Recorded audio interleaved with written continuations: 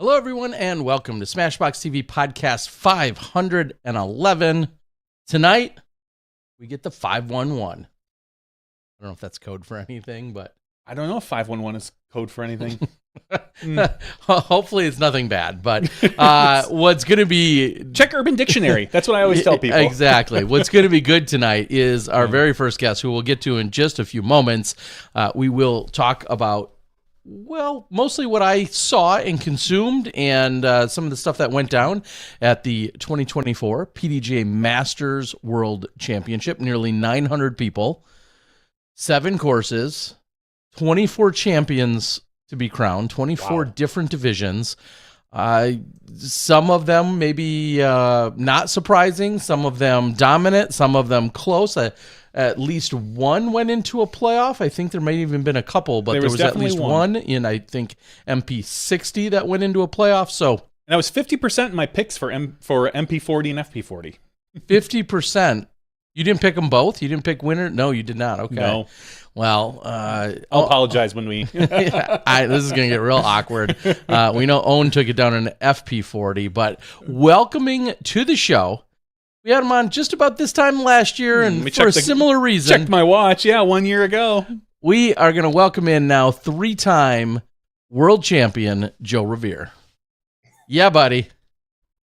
Hi, guys. Welcome back. It was, I think, July 18th or something, or July something last year, 28th or whatever. The Worlds was moved up about a month, but the result is the same. You leave a world champion a couple days ago. How does that feel? Man, it's amazing. It's amazing. I did not think it was going to go down that way. So super happy that it did, and felt really confident the whole time and had just an amazing time. Really, I'm happy I'm home, though. Well, how did you think it was going to go down? Did you not go into this event thinking, like, I'm a 2-time champ, I'm the highest rated, I must be the favorite? I didn't think like that. I mean, I didn't think about who was the favorite or not. I just wanted to go and enjoy myself, and I did not want to focus on winning and like making that the primary goal. I just wanted to enjoy myself. It's a lot of pressure, and it's a lot of pressure put on myself, and I don't enjoy it as much. So.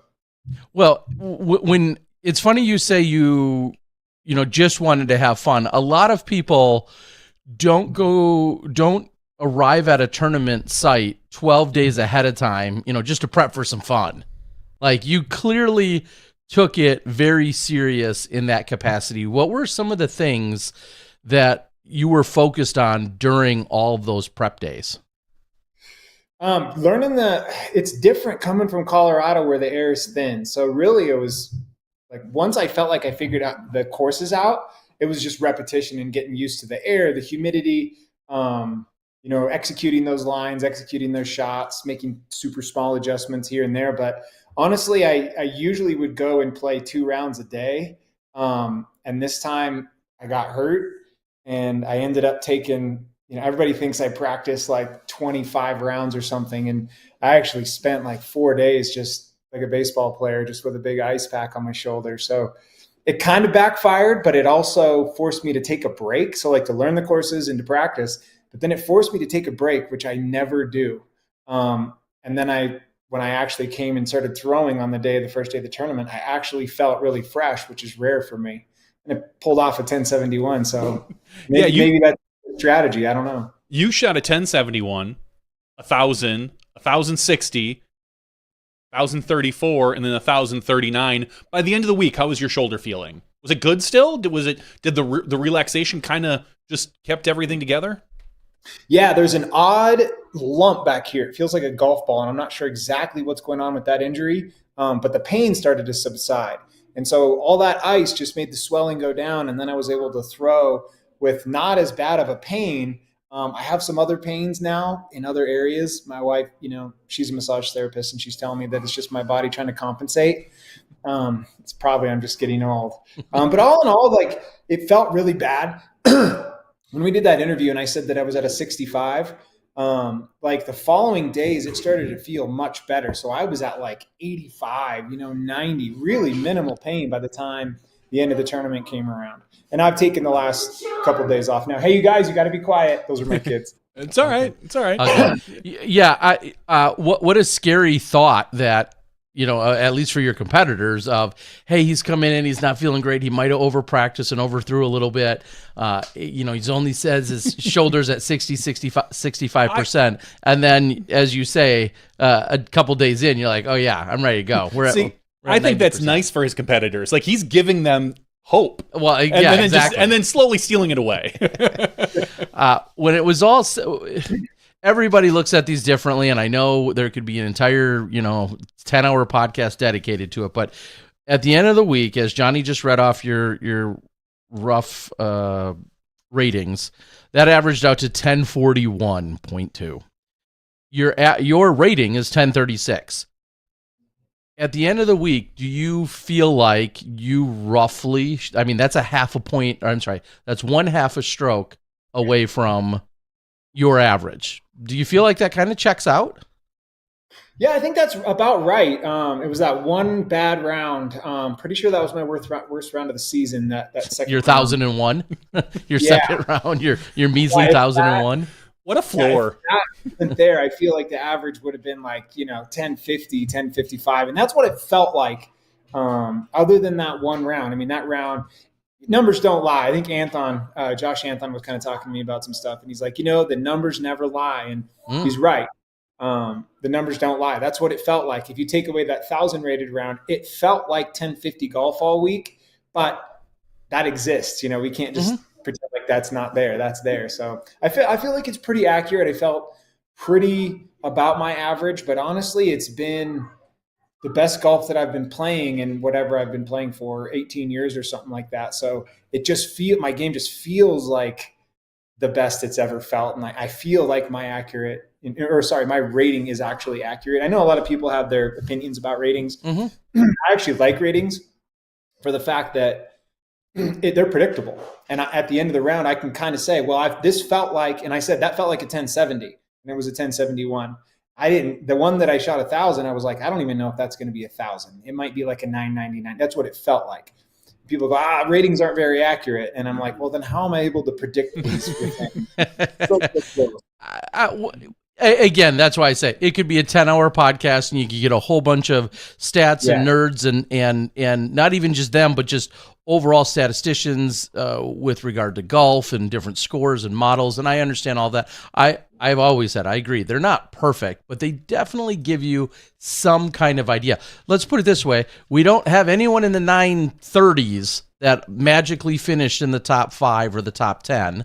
The highest rated guy did go on to win. And I didn't go either. Yeah, not all of these are 100% predictable, but there was no massive anomalies out there when you look at it. So, going back to some of the prep,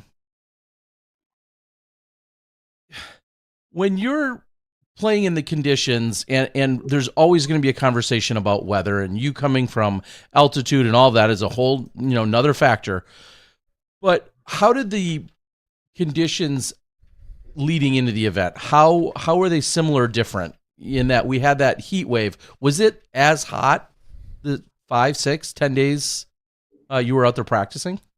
It wasn't as hot. No, we had quite a few rainstorms that came through and it was bearable. That heat wave I felt like was unbearable. And honestly, it took adaptation the day of and the days leading into the tournament. Like that second round was so much my grip, I just couldn't get it to feel right. And I got my bag of dirt, my Colorado dirt, and I finally just figured out a process for that to feel normal. And then my throwing felt normal after that. Really what it was is the wind though. So I would strategically look at the wind direction on the day, like 6 days leading up. I would look at the wind and say, okay, it looks like during the round one, we're going to have a wind from the south. So then I would go back to those 6 days that I have to practice and look, when is the wind going to be blowing from the south? Whether it's 6 o'clock in the morning or noon or 6 o'clock at night, I would time it to go and throw my round to try to match the wind, how it was going to be during the round. Wind direction is huge. It's swirly out there, and I don't know if that's common. Here in Colorado, we have a general wind direction. There, it was odd. It was from the south, then it was from the north, then it was from the east. And I don't know if it's always like that. It was so swirly that even when there was a prevailing wind, you still had these gusts that were going in the opposite direction. So a lot of my prep was just figuring out those winds.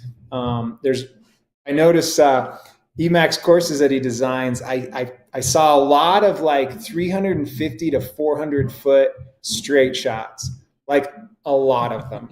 And so I made sure that that was like, that's what I was practicing the most on those holes. If it was one of those shots, I was throwing like 7 or 8 of the exact same drive. And if I didn't feel comfortable, I would go back and pick them all up and go and throw them again. So I'm known for the prep. I'm known for getting the reps in, and I don't know how else to practice. It's what works best for me. So that's what I do. Well, I was going to say, would you survive on tour then? Like going to, because a lot of times these players only have 2 days to prep. They show up, they probably know the course. We always talk about, your rating and how high you are, and how come you're not on tour, Joe? You'd be a top 10 player or top 20, whatever that number is. But it's a grind. It's a lifestyle. Is that something? Yeah. Do you think you could perform at your level like that? I do, only because I know a lot of the courses. Really, I think it takes 2 rounds. For every tournament that I go to, I tell myself I really just need 2 rounds. 1, I need to go figure it out. 2, I need to go execute and practice the actual lines that I know I'm going to throw. So anything beyond those 2 is just sort of reaffirming what I already know, maybe a couple changes based on the wind or something like that. But back to your question about, do I think I could survive on tour? Yeah. And in terms of rating, I think nothing would change. I feel like my game is at that level. I don't feel like I'm going to learn much else. I'm just executing what I already know. So I think I could survive on tour. It's just that during the downtime, I really struggle. I don't enjoy the waiting. I don't know how these guys do it. I mean, I could do it. And there was talk of it in years past with some of my sponsors and like, what can I do here? There's no doubt in my mind where my game's at right now. I'm just like so over the top confident. Everything just feels so good. I would love the opportunity. And I just want to know, yeah, I just wish I could know. You're on summer vacation. Hit a few of these pro tour events. So they're hard to get into. And I've had these conversations a lot, and I've got priorities. And this is summer for my kids too.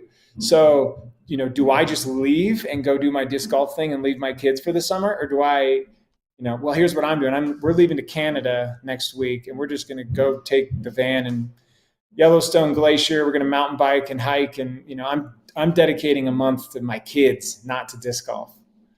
So I would miss out on a couple of those too. But there's no doubt in my mind, I think I could survive. And I think I could excel because I feel like, I feel like they have the physical edge, but I have the mental, the knowledge of how to practice the correct way.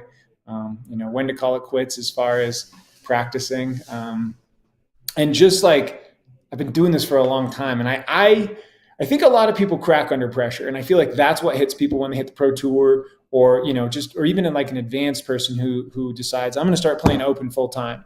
All of a sudden, there's a lot of pressure, and that's where they crack. They start to get nervous on the green, or grip locking off the tee, and that is not me. It's never been me. I love the pressure. I'm way more likely to hit a gap if there's a camera or a gallery. And I don't think that's true for most people. Most people are the opposite. But I was like born to compete. And I don't know if that's a good thing, but that's just who I am. Well, from everything you just described about your preparation, there should be a lot of people who are thinking, okay, yeah, that makes more sense. I need to prepare fully. Like you just laid out your game plan of being there, of checking wins, of doing all these different things and being probably more meticulous than most. And that is clearly part of your DNA. That's part of your makeup to be fully prepared in all of those different capacities. And I think not enough people probably take all of those things into account. I mean, you're right off the bat, you're just clearly outplaying them mentally to a large degree. And I think that's incredible.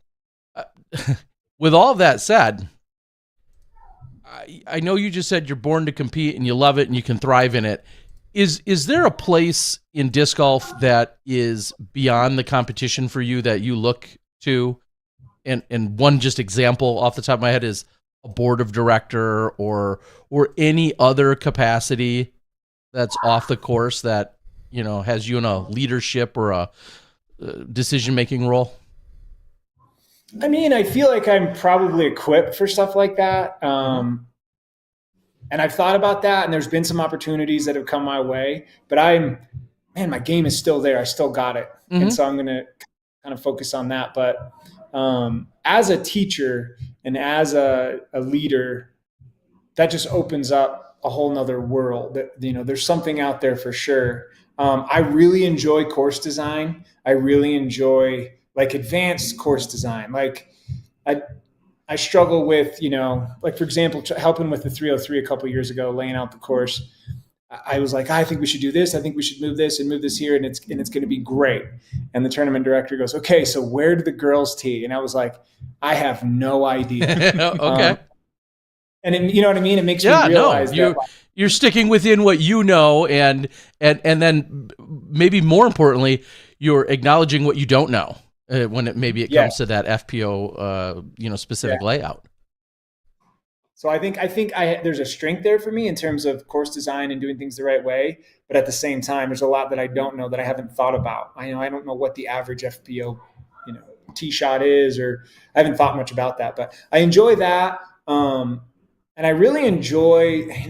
Disc golf has grown a lot, obviously, since during COVID hit and everything exploded, and I feel like guiding that growth in the right direction somehow would be important.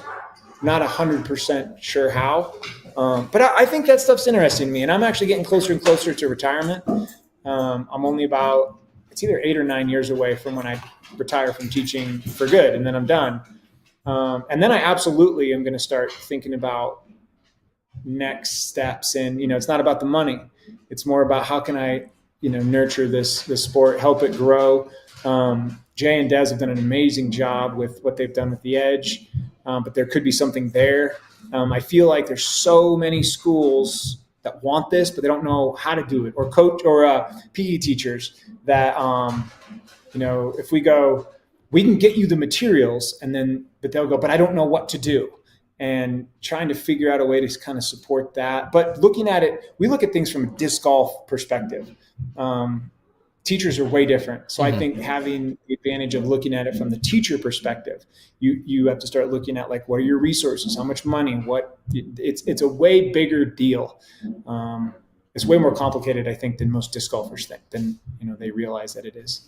What's the nearest college to you? Everything about being like a college coach. We saw EMAC. He is, doing that on, I want to say on the side, but whatever kind of side hustle he's doing. I mean, you seem like you would be a perfect coach for disc golf maybe at the college level, or, in 10 years, who knows, the high school level. But, I think that could be something in your future. I think that's a great idea. And CU Boulder we just signed on our house today. So we're actually homeless right now. We're in somebody else's house. We sold our house. We actually, before I went to Worlds, I moved everything out of the house, and then I went to Worlds. And so we were homeless. We're still homeless. We're moving in Saturday. So sorry about that sound. But my point is, we're moving to Longmont, and up there near Longmont is CU Boulder. So it's right there. I know they had a disc golf team. Time has been a major issue for me with teaching. I had an hour commute.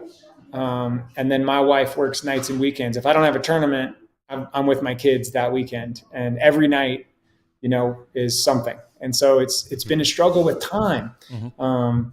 But hopefully this move, getting rid of that, 2 hours in the car every day, I can take and start to think about these other things. I mean, I get people reaching out on Facebook all the time.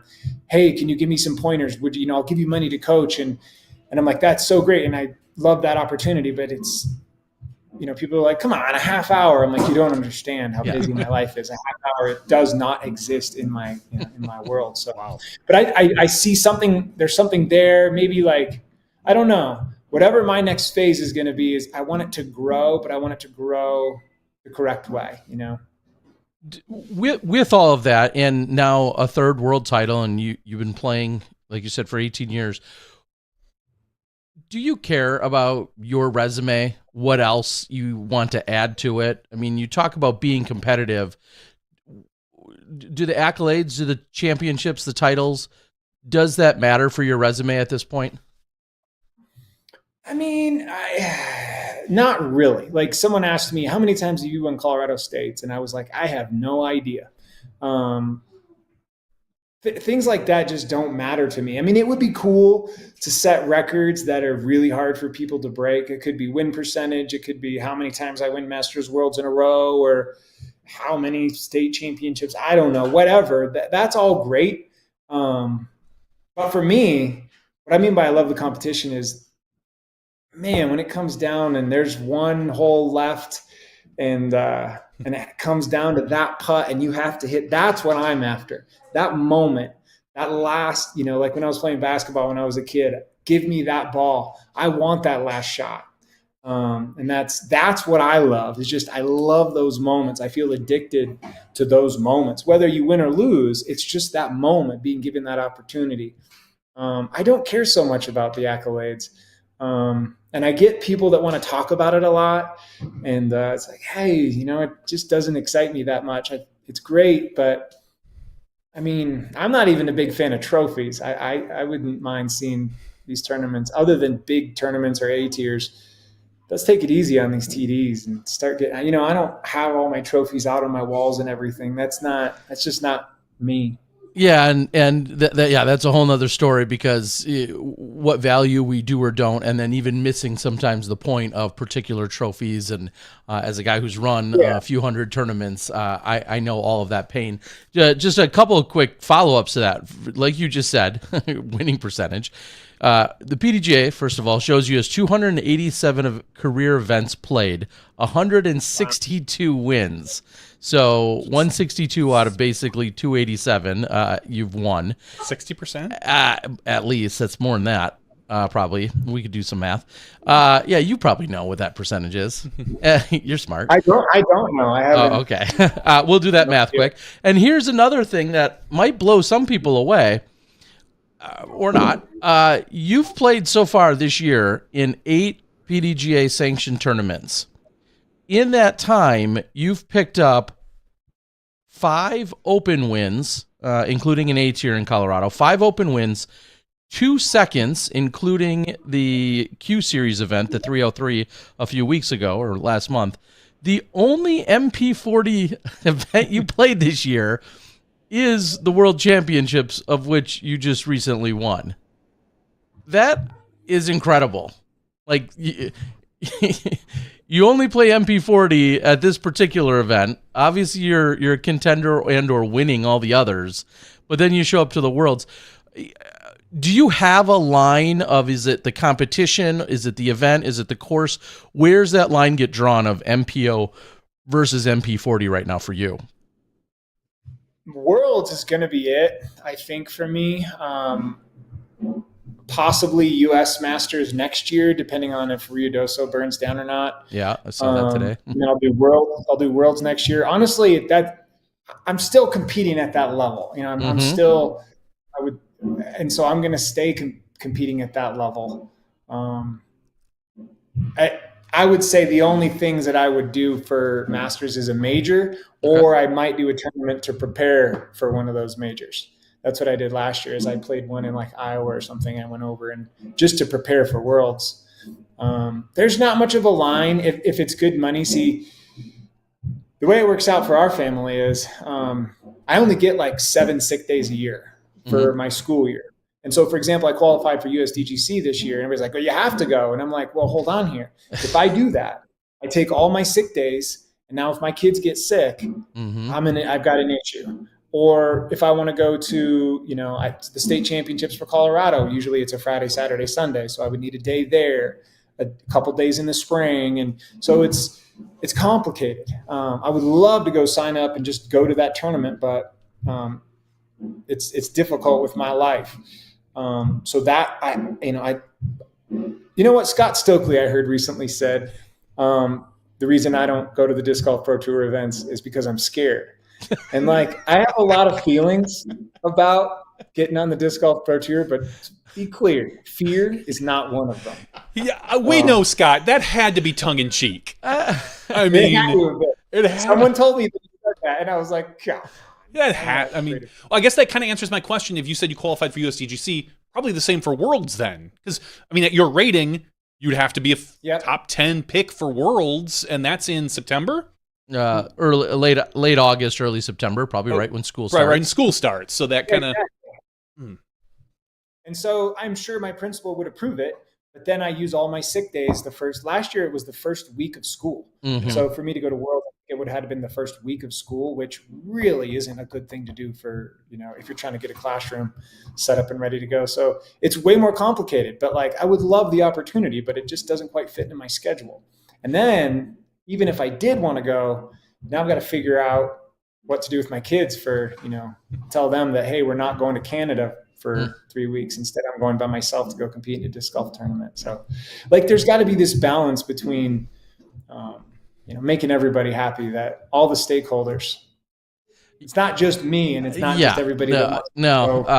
I can speak for everybody when I say I would, and I'm sure yourself, I would love just one season of you just hitting the big events, even if you can't go on tour, like USDGC Worlds, maybe a Pro Tour event, and and then obviously Masters Worlds or something, or a summer tour, like a big summer.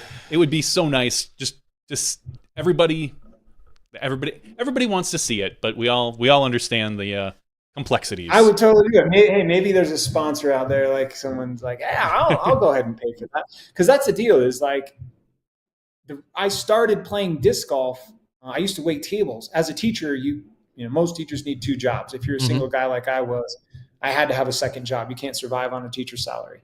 And so I was waiting tables, and then I had to take a class, and I ended up, some guys in the class were like, come play disc golf with us. And I did. And they were like, whoa, you're really good at this. I had been a pitcher and a quarterback growing up. And then I competed in a tournament. And then I realized oh my gosh, you can make money doing this. And that's what got me into it, is that I got rid of my second job and started playing disc golf. And so that's kind of what got me into it. And so it is income for my family. We're surviving on my teacher's salary. And so that does matter. And so if I say, well, I'm going to go compete at this tournament, and I go there and I don't cash, now I've got some explaining to do, because I've got, pay the mortgage. I've got kids that have things that, they need. So it's not, I just saw someone else say, I went out to this tournament, but I missed cash by 1, so I'm headed home. And I'm just like, wow, that's a lot of money they put into that trip for that entry fee. And for what? Nothing. To be fair, you probably haven't had to have that conversation in quite some time.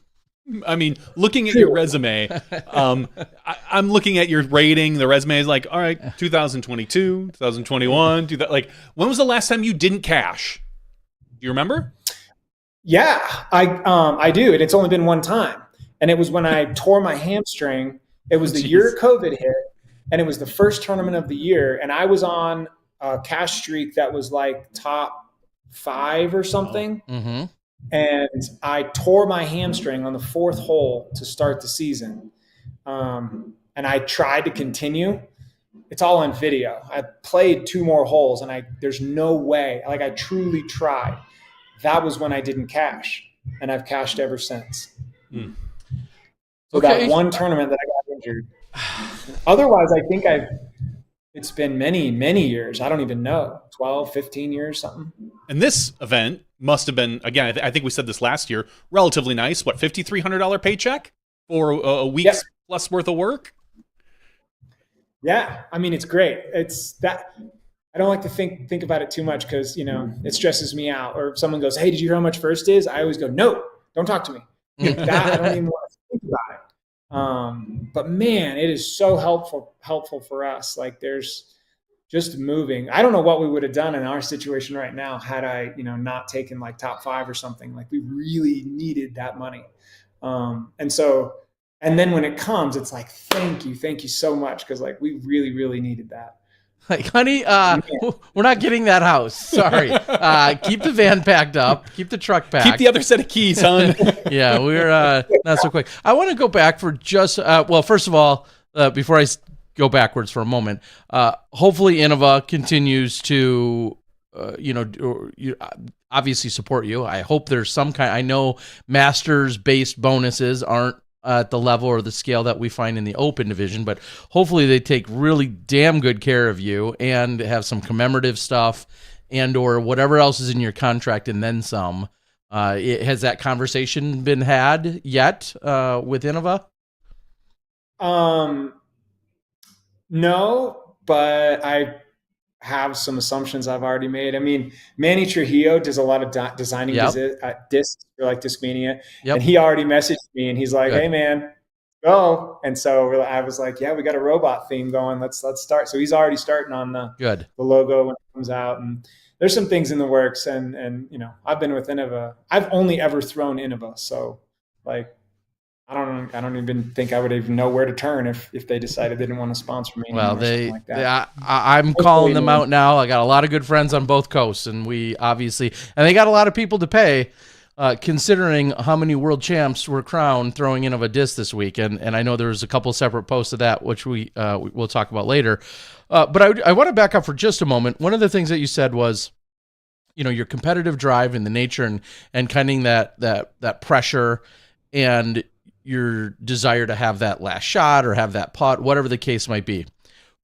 Where does that confidence and even that desire come from to say, hey, I'm ready to have that pressure packed moment, in the bottom of the ninth, or shoot the free throws for the win or whatever? Where does that come from for you?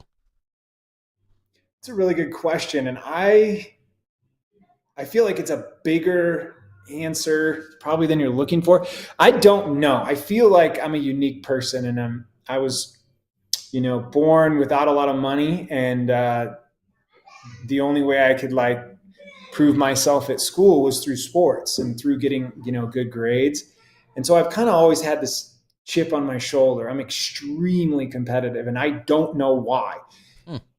I don't know if it's genetic, is it nature or nurture?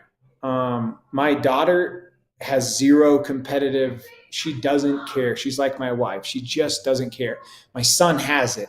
And it makes me, because I raise my kids the same way, but it makes me wonder if it's genetic. I honestly, I don't know why I am so competitive.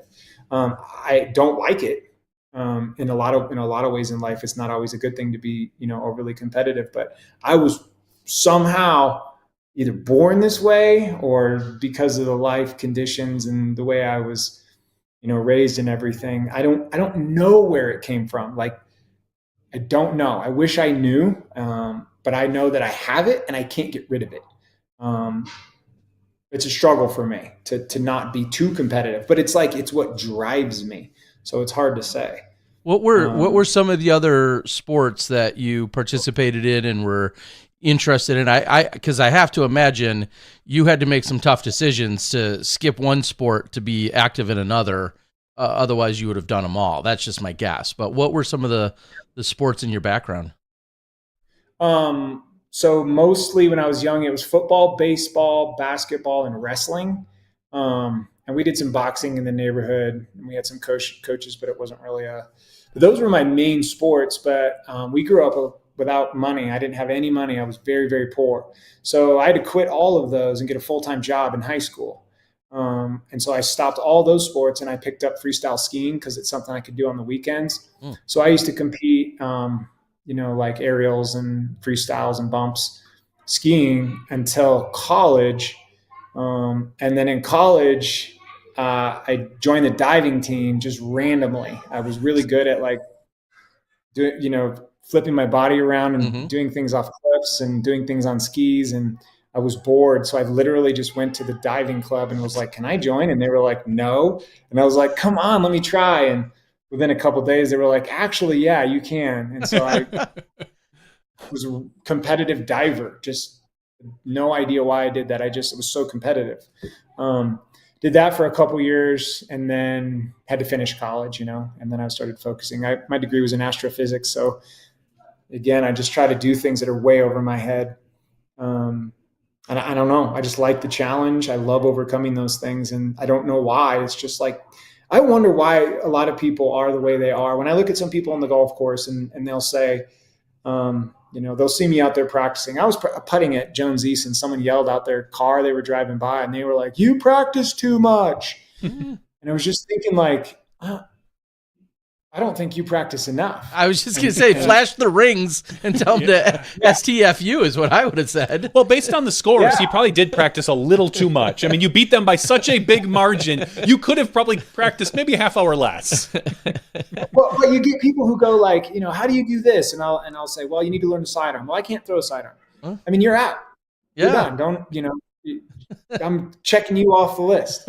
But you'll see people who go, nah, man, that sounds like too much work.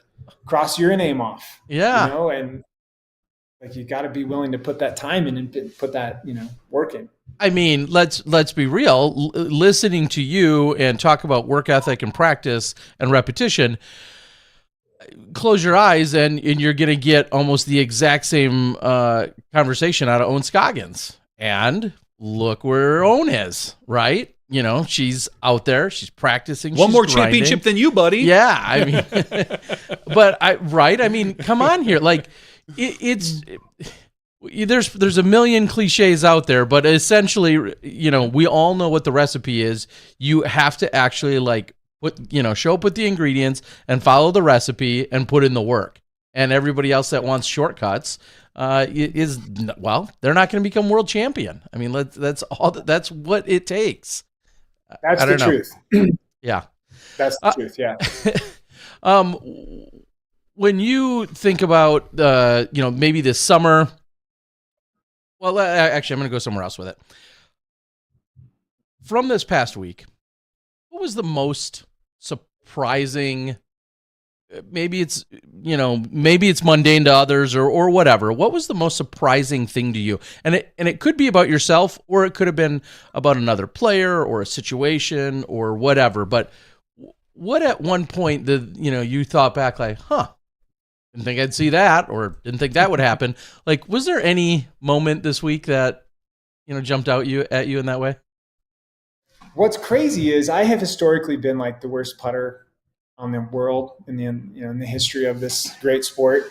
I'm being like somewhat sarcastic, but man, I've historically missed a lot of putts. Okay. And in the last 8 months, my putt has felt the best it has ever felt.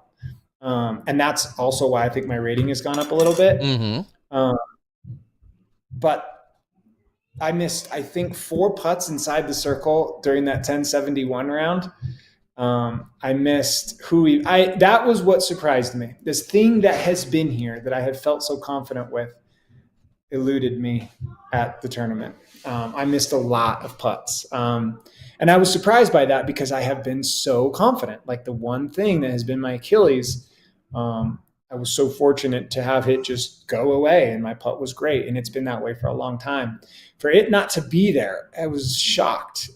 I didn't know what to do but we all know that feeling when some days you go up to putt and you just know that if it doesn't go in, you're at least going to give it a good run.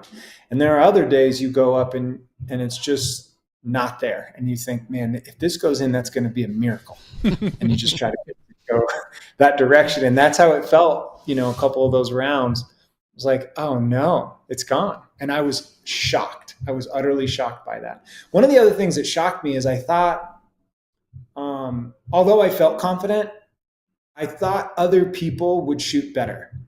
And I don't know if I'm saying this the right way. Low key burn. I like it. Well, I'm not trying to burn anybody. I just figured I know.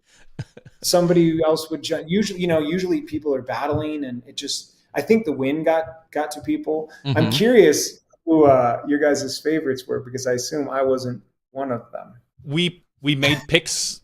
Did you even make a pick last week? I picked Joe, you idiot. I don't know if you did. Maybe you did. No, I said I'd love to see. I thought Kale by 1 is what I said. I was like, you know what? I think Kale's going to get some revenge this year. Joe kind of, it was such a good battle last year that Kale's going to come out and do that fight. And Kale just never really, did he crack the top card? Maybe one round? I'm not sure. Never. No, he didn't. If it was, no, I never played a single round with him. If it was, it was the first round. Yeah. Actually, no. No, he declined being on the feature card. He was actually asked. What? And I hope I'm not speaking out of pocket here, but I recall seeing some notes, and obviously the players have to be asked, and he declined, and that could be his hand, and just not. That's one less round with a little bit of pressure, and he wants it as well, and yeah, I believe he declined being on the feature card, and with that, he never got himself there to the lead card. Interesting. I would not have, again, there comes up the pressure. I think people would say no because they're afraid of the pressure. But for me, I'm like, get that camera on me. I need that pressure. I shoot that. Or like when you play doubles, I always want to be the person that has the pressure on them, Yeah. So I would love for you to be my partner and you going second. Yeah, that'd be great. Well, no, I mean, that's the question. Where's the pressure when he plays with someone like us? Is it first or second? Because if he goes first, the pressure is, this jackass is going to miss for sure. I have to hit this putt. Otherwise, we have no chance. Otherwise, we have no chance of winning. Speaking of doubles, perfect segue, unintentionally. Felberg claimed another doubles title, and that is his 7th. Wow. One. Does that mean anything to you in terms of wanting to go but break his streak as he keeps racking them up with all these different players, but B, does anything else within that week matter? The long drive and we couldn't do it this year, but how much do all those other things matter compared to the MP40 divisional play? They don't matter that much to me because I know what they are. For example, last year, I won the long distance last year in Flagstaff, but we had a right to left headwind, crosswind. Yep. And so I think I threw like 518 and everybody's like, well, that's your max distance. And I'm like, no, we have the worst wind. So yes. It means something, but at the same time, it only is relative to whoever's there on that day. Yeah. I actually was Dave's partner this year and I dropped out because of my shoulder injury. I was worried, honestly, that I was going to not be able to finish and then he would lose his streak. And so I was like, if you can find someone, man, please let me know because I think you're more likely to continue your streak with someone else than with me. And so he was able to find Martin Hindle and they won by one. So I was thankful for that. But they don't mean that much to me. I actually won the Dynamic Discs putting competition they did throughout the week. Okay, yep. Oh, yeah. Which is totally ironic when I was talking about my putt. Yeah, exactly. You're putting. Yeah, and then I go in there and there's no win, and I'm the best putter in the world. And then I go out and win. What is this thing? But it means a little bit. For me, it just puts in perspective, it gives me a chance to gauge myself relative to everyone else in those subcategories. I kind of look at it as accuracy, putting, and distance. And I do those just to know where I'm at because I'm curious where I'm at with all that stuff. Last year, I was 10th in putting, first in accuracy, and first in long distance. And my goal this year was to be first in everything. So let me follow that up, and maybe I said this even in the presser. I know I thought it. Does anyone in MP40 at this Worlds that you know of, does anyone throw farther than you? Not that I know of. Shout out to his name is going to hit me in a second. I shook his hand. He's a guy from, I believe, Minnesota up by Kale. It'll hit me in a second. I'll say his name, but I know Jake. He has a big high. No, not Jake. And not Paul Oman. He's out of Indiana, but hangs out with Kale. No. I'm trying to think of who you're thinking of from Minnesota. I'm looking at the list too. He's a super nice guy. He's a stay-at-home dad. His wife, let's see, Joe Rovere, PDGA. As soon as I see it, it's going to hit me in a second. Oh, Danny Pope? Yes, thank you. There you go. He bombs. Okay. So hole 1 at Jones East, he parked with a hyzer, and I couldn't get there. In all the rounds I played with Eric and everything, neither of us could get there. But then in the round, I parked it on the same line. And I was thinking, I saw him throw that hyzer, and I thought, man, that's further than I've ever seen anybody get on this hole. And so I threw the same line, and I parked it as well. So I was like, but no, I don't know anybody that that at least at this age, no way. Like, yeah, I mean, I just think of your, all the guys you're playing against, and obviously a ton of really talented golfers, and some guys that threw pretty far at one point. But I'm looking at the list as well, and I can't think of somebody that's throwing farther than you out there. No. What? I don't know how close you are with him, but do you and Pete Ulibarri ever get together and just do the dorkiest, geekiest science, math, robotic conversations? Do you guys do any of that? No, I wish. You know what? I didn't. I know Paul really well. I met Paul many, many years ago, but I don't know his brother that well. I've only met him like twice. Okay. But I would love to. I hear he's a great guy. He's more into like the aeronautics, the gliders, and and he's helping Tech Disc like redo how they do things. Like he's all into the math, the science, the angle, like all of those things times 100. He's 100% into, and and then he translates that into helping people in terms of doing demonstrations or clinics and training and things of that nature. And you guys are cut from very similar cloth in that sense. So I just could imagine. Nerds. Yeah, you two geeking out pretty hard on that in all of the best way. I would love to. It sounds so good. I'm actually picking up an aeronautics unit in my class this year, but I'm more geared towards robotics. Yeah. That brings up how I have to ask. We talked to you last year. Did you make it to Houston this year?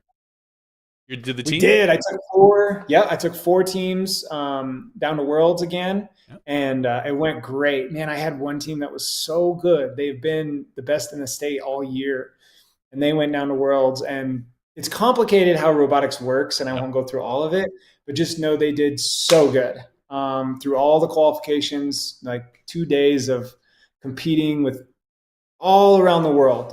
We had Kazakhstan, many China teams, Puerto Rico, Ghana. I mean, all these booths set up. And so it was cool, but they lost one match in 2 days, and they were ranked very high.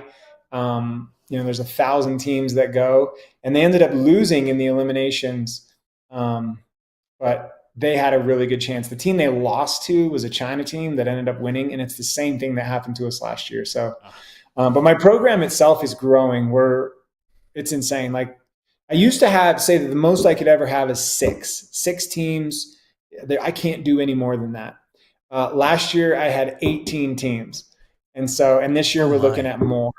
And so it's awesome. What is the division, or what is the type of robotics your team? Because it's middle school, right? Yeah, it's VEX. It's the VEX stuff, right? Yeah, my son's in the high school. His team made it down to Houston this year, and nice. Yeah, it was great. It's the 3rd year in a row they've made it to Worlds, so they were really excited. And what's their team? Fear, Fear, Nicolay Fear. So I forget which division they were in, because obviously they break them all up. I think they ended up in like 25th in their division. And the way it works with the robotics is that the top teams get to draft pick, and they just didn't get picked for one of the teams. So they were in the top 32. They were in there. Like we all thought they were going to get picked for sure, and the teams just kept passing them by, and we weren't exactly sure why. But that's part of the game. And so they were overall they were all really happy. I mean, the great group of kids, and it's phenomenal. So that's why I was curious about how your robotics team did this year, because at Worlds they've got all the different leagues. They got VEX and FLL, and obviously it's crazy. So one of my teams did win one of the big awards, though. You know how there's the giant awards they give out. My team did win one of those big awards. Like they are so incredibly good, and that's big. Winning an award like that is big. Robotics is huge in Longmont, Colorado. Wow.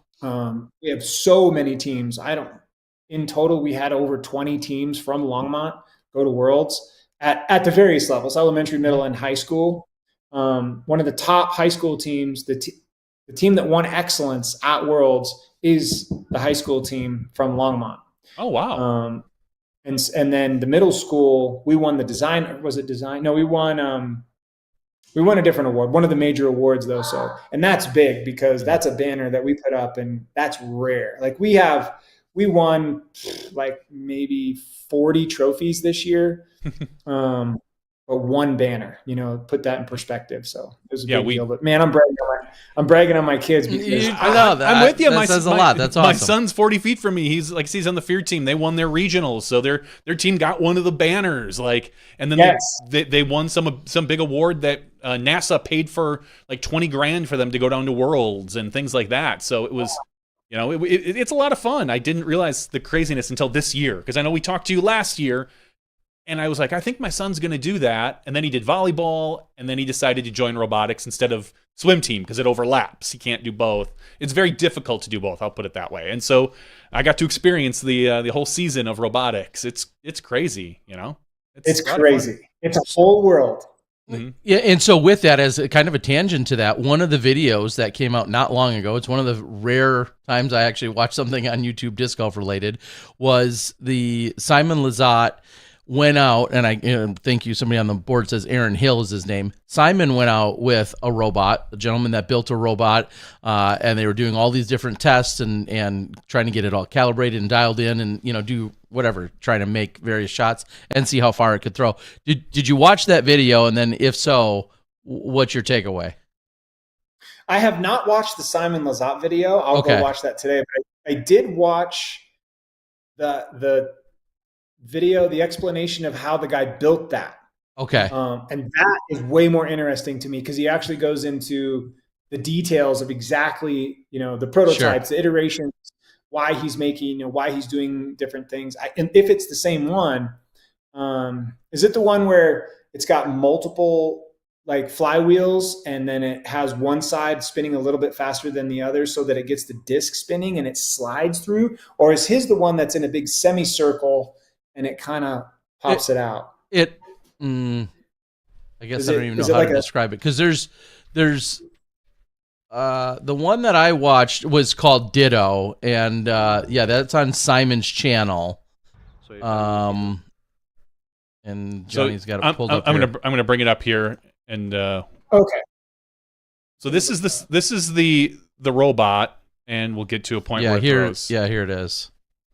Okay, that's not the one I saw then. Okay. This is the one that I saw. Crazy accurate, and it actually scared me watching him throw it on how accurate they were able to make it. And that's why I was curious if he had a build video that I didn't realize, because if so, I would go out and watch that. Yeah, I want to watch it. I'm curious. Oh, look at that. What's his distance? Yeah, it's amazing. Like the amount of revolutions they can put on it, and the rotation that they spin. He has all the angles, nose angle, and they can get these suckers to fly. Yeah, and then they went indoors and were trying to duplicate it so that they could actually make some shots, and they were just insanely close in doing so. So it was pretty cool. Yep. It's crazy that they can get the spin on it, the secondary spin on it, to me, but I'm trying to figure out how they're doing the spin on the disc. You're talking to a pair of idiots here. You watch the video and then report back to us. It's some sort of suction onto the top of the disc, and I think that in turn then spins, and it knows right when to release it, when to let it go to throw it. But okay, that makes sense. All right. Yeah, because it's obviously the secondary. Again, I hope they come out with another iteration of it and maybe a build video on it, because it's really interesting. Terry and I sat here last week after the podcast and watched the whole thing, and I was like, wow, that is really cool. Yeah, that one is on Simon's page, his actual page. Yeah, if you go to Simon's YouTube, you can watch the whole thing, and he explains. They talk a little bit about it. The guy who built it was on one of the BattleBots things for. Oh, nice. Yeah, so really cool. Yeah. I'm definitely going to watch it because I'm adding that flight unit to my engineering class. It's really an excuse to play disc golf, to be honest with you. But we're going to go build gliders, we're going to build planes, and then we're going to slowly lead that into disc golf, and then do a whole outside unit on flight, which means flying frisbees. Yeah, and I was going to say that even more the reason to have a chat with Pete, like you said, with all the stuff that he's into. It's absolutely incredible, the knowledge that he has, and just the interest and the full understanding that he has. And it doesn't take long for him to be talking well over most people's heads, but for someone like yourself, I think you'd appreciate that much more. And it'd almost be interesting to see you two have a conversation/debate on a few of the topics. That'll be a special podcast we do at some point. Awesome. I'll pick his brain for sure. Yeah. I think I asked you this earlier at some point, and I know I kind of asked you about your resume, but do you have goals? Any other goals that you're concerned about actually achieving within disc golf? Not as far as winning tournaments. I mean, it'd be great to keep my win percentage above 50. But like that would just be a secondary thing that happens. I don't think that's necessarily a goal of mine. Within winning disc golf and within competing on my own, no. I wouldn't mind running a juniors event. I wouldn't mind running a really good event. I wouldn't mind designing some courses. I would love for there to be a course. You know, there's a Johnny Roberts Memorial course here in Arvada. I played that. Yep. Johnny Roberts was a teacher here and, you know, one of the pioneers of disc golf in Colorado. And now he's got a course here named after him. I feel like that would be a good goal for me. Something along those lines of like putting my name in the sport that can be here forever. But as far as winning tournaments, I don't have my goal to win tournaments anymore unless I go to a disc golf pro tour event or what used to be a national tour event. Or worlds, then I would say that, man, I would love to win one of those, but I'm not even putting them as a priority to get into because it just requires me to do so much away from my family and financially. All right, Innova, do me a favor. At the end of the summer, when Joe comes back from Colorado, there's got to be a pro tour event that they are a sponsor of, that they have a sponsor exemption. Fly the man out. I don't care which one it is. Find a pro tour event anytime from August to September. Fly the man out. Let the man play an event. Sponsor exemption. Yeah. Because that's what it takes almost these days for someone who's not on the tour full time. Yeah. Like, well, I mean, you got all those Q series points. Maybe you can earn your card. I guess had I won that, had I beat Gossage, then I would have gotten a tour card, right? Yeah. No, you get points to then qualify to get into the finale of the Q Series, which is in November. In November. Yeah, which doesn't do you any good. Not, yeah, it's all a bunch more work for you than what you really want to do in that sense. Obviously, World Championships, massive undertaking. I said it earlier. You know, nearly 900 people, all of that stuff. I think it's fair. There were some very legitimate challenges that were presented to them. You even talked about, you already referenced massive rainfall and storms that came through just 2 days before the event started, happening on Friday night, Saturday night, and then kind of threw a lot of things into a tizzy. Is there any takeaways that you have that will chalk up as constructive criticisms or big wins or struggles that we need to absolutely overcome or weaknesses that we need to overcome? Is there anything, in the most constructive way that you have that you think, hey, here's what I'd love to see yet fixed, addressed, challenged, changed, whatever?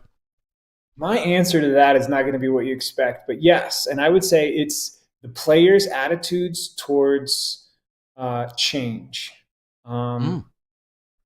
Here's my rule is when I come across a bad hole at a tournament, if I can't come up with a better solution, if I can't say, well, if this was here, if you had a drop zone or, whatever my solution is, if I don't have a solution, I keep my mouth shut. Otherwise I'm just whining. And I feel like we heard so many people whining without offering a solution. And that's what is kind of driving me crazy. My criticism isn't on the PDGA or, the town of Emporia. My criticism is on all the players just whining about, we get this so much and more on the Disc Golf Pro Tour from what I hear is that some people will call them entitled or whatever. And I'm not here to create drama or anything. I'm just saying the world isn't Facebook, just go with it. Just roll with the punches as you go. It might not be great, or you might have to learn a new course in a couple of days, but the more energy you put into complaining about that is less energy you have to go prepare. And And so I just see a lot of people complaining about things that are either out of their control or saying that something, sucks without offering a better solution. So that's what my big takeaway is. If you say, well, I don't think this should have happened, then what should have? Like, what is the solution that you have that, and I just think that's the way I go about life, is I try not to complain about things unless I have a solution, unless I have a reason why and a solution to make it better. I just keep my mouth shut and continue to tip the TDs maximum amount whenever I sign up for tournaments. It's not constructive criticism if there's no construction. It's just criticism. Like if you don't have an answer, then it's not constructive criticism. It's just criticism. Yeah, and I even think how it gets delivered. We all know there's different ways that you can present your frustrations and or your solutions, and how you make a post or how loudly you complain. Those can all be interpreted differently, but there's some things that resonate much better than others. And that's not to, make excuses or say everything's perfect, because clearly it's not. It's a massive undertaking, and we've never had a perfect event. No. I mean, there's always room for improvements. Yes. So, and you got to keep your eyes, like, here's an example. Is I used to have a feeling, I used to throw a lot of overhand shots, a lot of thumbers, and I hated the 2 meter rule. Hated the 2 meter rule. And I remember playing in Santa Cruz at Worlds with Greg Barsby on a hole, and this conversation came up. And someone had said, or Barsby had said, I'm going to go straight. And I was like, well, I'm going to throw one over the top and just hope it doesn't stick in the tree. And he said, well, you're probably going to stick in the tree. And I was like, yeah, that's a dumb rule. And he's like, no, it's not a dumb rule. The point is that it's so easy to go over the top. You're going to take that risk. And through this conversation with him, like, my thoughts changed. And instead of me just complaining and saying, this is my thought and everybody needs to listen to me, instead I just shut my mouth and I was like, you know what? I feel like you're right. Another example happened recently with Paul Ulibarri, listening to his podcast and talking about baskets and spit outs. I've had a lot of spit outs. I'm one of those nose down putters that hits dead center a lot and pops back out. And I say, well, the baskets are broken. It's the basket's fault. And then Paul had said he hasn't had a spit out in, like, 10 years or 3 years or something like that. And I'm sure that's not true. But it does bring up the point that if I putted different and nose up, my putts wouldn't spit. And so my feelings are beginning to change about these things. And I guess my point is, be open to change and be open to gaining wisdom and understanding things differently. And I'm still doing it at almost 20 years into this game. So I'm not going to sit here and complain about things when I'm still learning and figuring these things out. And I know that some decisions were made at Worlds. Were they right? I don't know. I mean, I don't know of a better decision that was made, that could have been made, I should say. Yeah, it's so difficult. And I will admit, I have a different almost capacity. I'd like to think I do, in terms of empathy when it comes to big events, knowing that I've run everything from, C tiers with 30 at them to AM Worlds, with 550 competitors back in 2007, and everything in between, and hundreds of them starting when I was a teenager.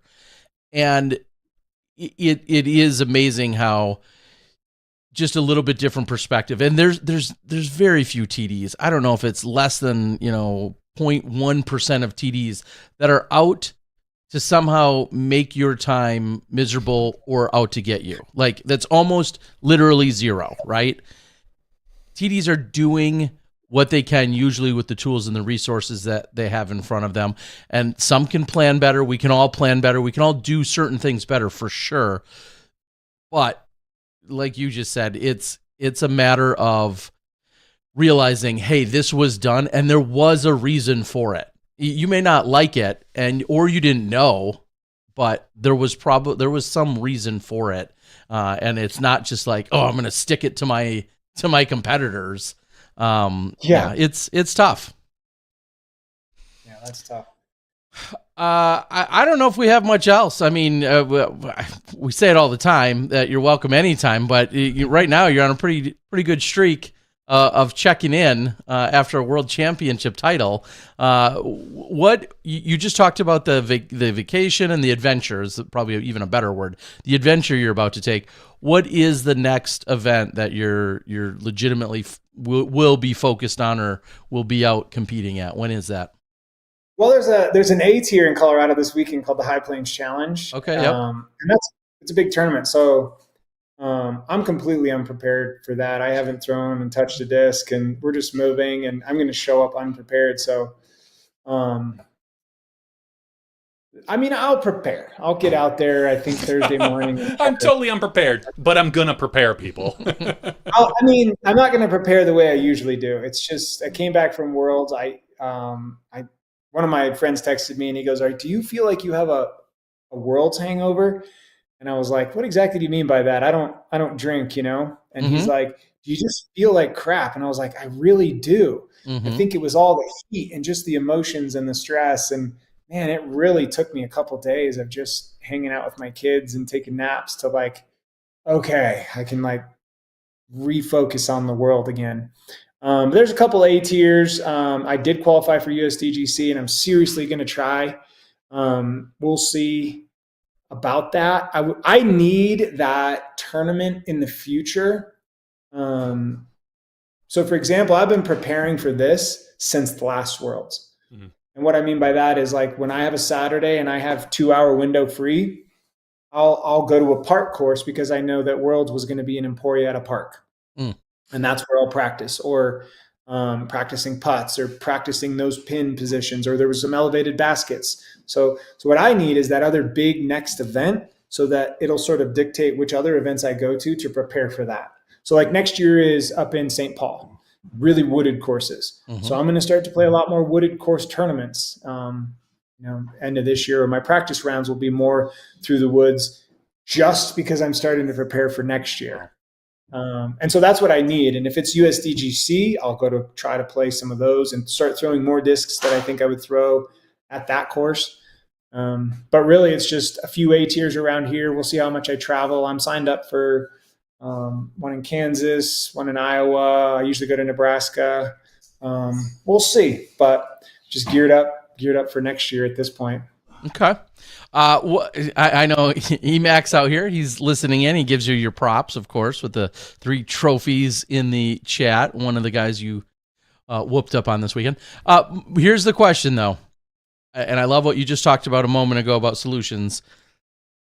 If you could take any single one of the 36 holes you played this last week, you played 2 different courses.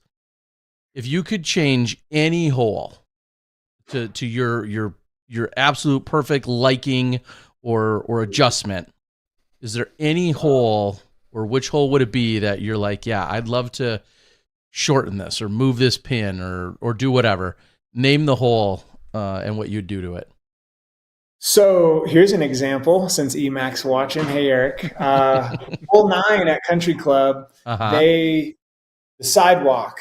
So they have it set so that if you go OB, you go all the way back to the drop zone. And then, so you could lose, a lot of distance that you go back. That's only if you're short, though, off the tee, right? Or no? No, they changed the rule like the day before the tournament. Then the MP50s played it wrong. But go on. Yes, they did. So that was the point of yes.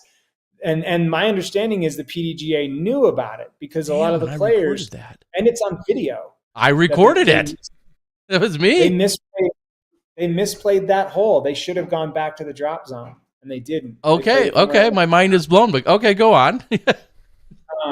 So that's something I would change. I think losing that distance isn't fair, only because they counted that fairway that's straight up there as OB. So if you're on that drop zone, so now you've lost that distance, right? So you have to go back to that drop zone. You've lost all that distance. But now they've made the landing zone out of bounds. So now you have to throw it again short. And it seems like a triple punishment kind of hole. Okay. Solutions would be call that left side OB, but take it where you went out OB, or move that OB up above on that fairway back, or both, in my opinion. Okay. But I love that hole. It's just Yeah. I don't think that was a good rule the way they did it for that tournament. Too punishing.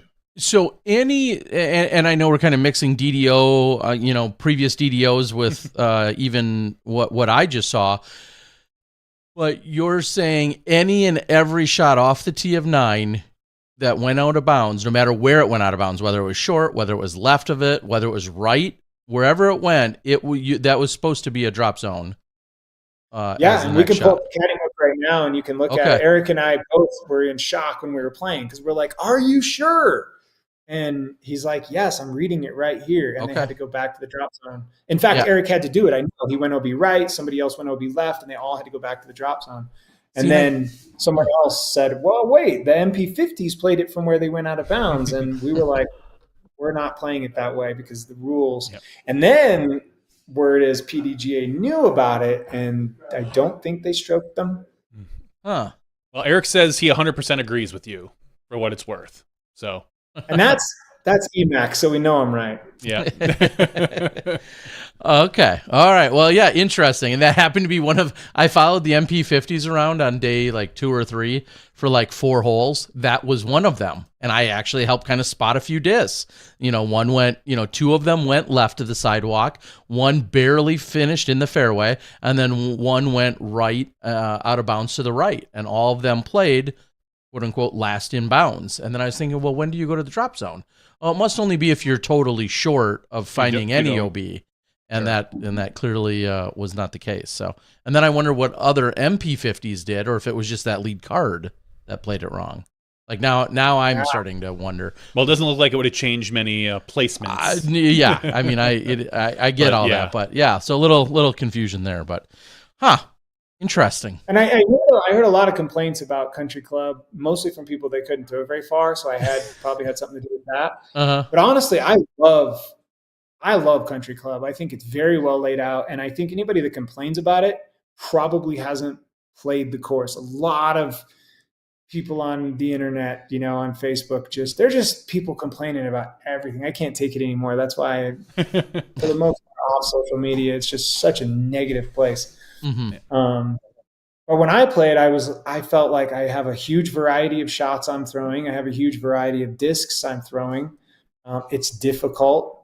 Nobody's out there shooting 15 down, which I like. I like that it's difficult. I like that it's hard. I really enjoy that course. I thought it was a good mix of shots. I was just about to let you go, but I also then have to add in with the MP50 side. After watching them play the round, I saw the lead card for a few of the holes, and I watched them wrap up on 18. Right after that, Barry Schultz went to the Marshall, and in the absolute most professional, kindest, most professional possible way, said, "Hey, if you're taking feedback," he goes, "we're in the MP50 division. This course is too long for us. This is a lot of golf." It was 10,525 feet. And Barry's no short arm, in my opinion. I've known him for 20-some years. He's not exactly a short arm. And he just said, if we could throw this far and enjoy this course the way it's designed, like we'd be out on tour, and we're not. This is, I guess the question to you is, you're the longest thrower in MP40.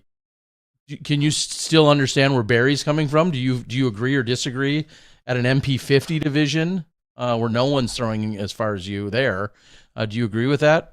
Or have any thoughts on it? I 100% agree with it, honestly. When that win came up and we were watching the FP40, all of them just coming short on 16 on the island hole and just throwing it in the water, I 100% see where he's coming from. My comments were, I enjoy that course for my level of play. Mm-hmm. But I absolutely, talking to a couple other people, I'm like, man, this is pretty long for you guys. But I think our division could have played there, and for the most part, I felt like it would fit. I felt like Jones East was easy. I felt it was soft. No offense, Mac, if you're still listening. Yeah, who picked up a bunch of strokes and caught you there? that soft course? I call it soft, and then I go out and shoot like a 4-under. So, like, yeah, right. Okay, Sexton. Yeah. I watch those scores. Yeah, I know. All right, Joe. As always, it's incredible. Love to have you. Yeah, to have you and catch up with you guys, and talk to you. I gotta say too, I totally respect your passion. You guys are at 511 of doing Smashbox, and I'm passionate about the things that I do in my life, and I just love listening to you guys because you're passionate about what you do too. Well, people like you guys make it easy for us. Honestly, I say this to everybody. If we didn't have this podcast, this would be a Terry and John conversation for 3 hours on the phone. And then who gets to enjoy that? Yeah. Neither of us. So, is there any parting shots, final words, thanks to sponsors, recognition, anything and all of that? The floor is completely yours. Yeah, big shout out to Innova, man. My bosses and my Luster Thunderbirds got me through those tournaments. I threw them on so many holes. Huge thanks to Innova. Hoping to have a new stamp here done with Manny, so looking for that coming out soon. Want to thank Grip and Zuka, of course. Want to thank my sister for caddying. Thank you, Julie. She flew down, or she actually drove down and caddied. It's our way to keep in touch with each other. So it's our thing that we plan every year. Now she's going to caddy for me for every major, for no matter where it is in the United States, until as long as we can go. So big shout out to her. Big shout out to Fly Green. I got a lot of people asking what I was wearing, the shirts. Actually, they do shorts. They do dry fit towels, and in the pockets, the material that the pockets are made out of is actually the like a towel inside your microfiber. Pocket. So, yeah, it's microfiber. That's what it's made out of. So when you reach your hand in your pocket, you're actually drying your hand. Super smart and clever. It's got a little mini pocket. So all the clothes that I was wearing was all Fly Green. That's why it looks so good. So huge shout out to them. Big shout out to my wife and kids for even just letting me go. I have to get permissions for these things first. Big shout out to the locals too. It was so awesome to see Jeremy, and he actually gave me a little walkthrough of the country club and looking at the plans for that 90-room hotel. It is so cool. Like what he's going to do. He's going to do like a bunch of rooms, but he's also going to do like a hostel. So all the people that come for like the bike race or the disc golfers that can't afford a nice room at a country club, he's going to do a separate building that's more of a hostel style. So you more like get beds. And that was really cool. He was just a great host the whole time I was there. So shout out to him. And then Eric, man, big shout out. He's awesome. He goes on my dream card. Really just love the guy. I enjoy, it's funny. I won't say a lot of the things that we said, but we're pretty harsh to each other, but I really enjoy it. I love just like picking on him and he's picking on me and we're talking crap. I don't think anybody knew that we were like under our breaths, just like insulting each other. But I enjoy that. I really enjoy the camaraderie with him and Mika from Finland. It was so cool to play with, and just everybody that was there. It was so much fun, and I just loved it. And it's not just because I won, I was able to be in that moment during that time and really, really take inventory on what's going on and smelling the smells and hearing the sounds and enjoying it. But it was awesome. And then I got to see you, Terry Miller. So that was even cool. Well, thank you. It was an incredible week, and I'll go on and talk more about some of the things that I got to experience. Obviously, being able to talk to you in the press conference, and then watching you put in for the final putt and get yourself that 3-time title. I mean, it was interesting because Felberg talked in the presser about, kind of this pressure on himself about trying to collect, win more Masters titles and this and that. And he was not a factor, and you kind of put the beat down right out of the gate, and it was incredible. And like you said, man, what would that be like to watch you run the table in this MP40 division? And right now, I don't know how you're not the favorite to keep collecting title after title, and it's gonna be awesome. Johnny and I know there's some guy who's 39 thinking, I can't wait to get to the Master. Well, Johnny and I know Minnesota. What's that? I heard Colling's coming next year. I heard some other names are coming. I mean, I'm not afraid. Don't get me wrong. I was just gonna say, I know where my money is. Right. I know where my money's gonna be from now on. We know where Johnny's money's going too up there in Minnesota. Yeah. I said I know where my money's gonna be from now on. Yeah. He's finally wised up. All right. Well, Joe, congrats not only this week, but congrats to your entire family. Everything. All of the support network that you just listed off. The new house. Congratulations. Exactly. 2 more hours of your life every day you'll have. All that stuff. Seriously. It's incredible. So everyone can kind of partake in this victory along with you. Hello. Everyone can continue to partake and know that they're part of your overall success and titles and your dedication and the sacrifices that you make for yourself, for your family, the sacrifices they make on your behalf. It's absolutely incredible. So congratulations again on a 3-time world championship title. And we look forward to hearing more of your stories and catching up with you at the next one. Sounds good. And I'll see you guys in Minnesota in about a year. If I don't see you at somewhere else, maybe a Pro Tour event or USDGC. Yeah. Let's. I'm all about it. Well, I can't wait to the next time we cross paths. It's going to be a good one. I appreciate you, pal. All right. Thank you guys very much for having me on. You're welcome. Thank you, Joe. Have a good night. See ya. Had a little audience behind him for a little while there, too. Yeah. We got to cute. get in on it. Camera time. Incredible. Yeah. What can, I don't know what else there's even to say after all of that. Just what a champ. One of my favorite interviews every year. I hope we keep getting to do it. Sorry, EMAC. You can come on other times. Ouch. Yes. All right. And Dana, everybody, that's. Let's quickly, I know we had 24 divisions. We won't go through every single one of them, but we'll talk about our MP40. I'll quickly read off what we're seeing in our top 10. Joe Rovere, your champ.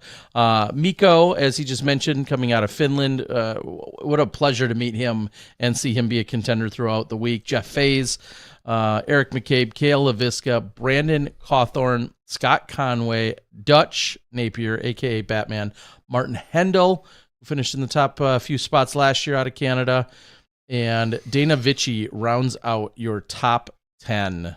So congratulations. I love reading even down the rest of the list. So many of those people that we know great names. That were great battles. FP40. Put a bigger beat down. Yeah, she does not F around. We all know this. Well, she does, but then she still gets the work done. And Owen Scoggins with a 25-stroke margin of victory, besting her previous record of a 23-stroke margin of victory, I think is what I saw. So Owen taking it down over Jennifer Allen, who finishes runner-up, Stephanie Vincent, and then Kaire Teku, out of Estonia, finishes in 4th. So congratulations to your top finishers there.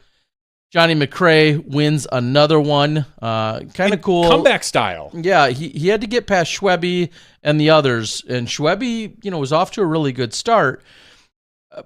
For me, thinking about McRae winning his first MP40 world title was actually right there in Emporia as well. And so there's, to me, I don't know. I was just thinking about those he can moments. only win in Emporia? No, I'm just thinking that, 2016 is when we saw him take down his first age-protected, title there. So to do it here again, Schweberger finishing in 2nd, Justin McLuhan, and Marco Hemalayan? Marco finishing in 4th. We'll keep going down on our professional divisions here. Juliana Corver taking it down by 10 over Kimberly Gianola. Those were the only 2 in the finals. Valerie finished in 3rd, tying Nova, and we saw Des Redding due to heat exhaustion or heat stroke exhaustion.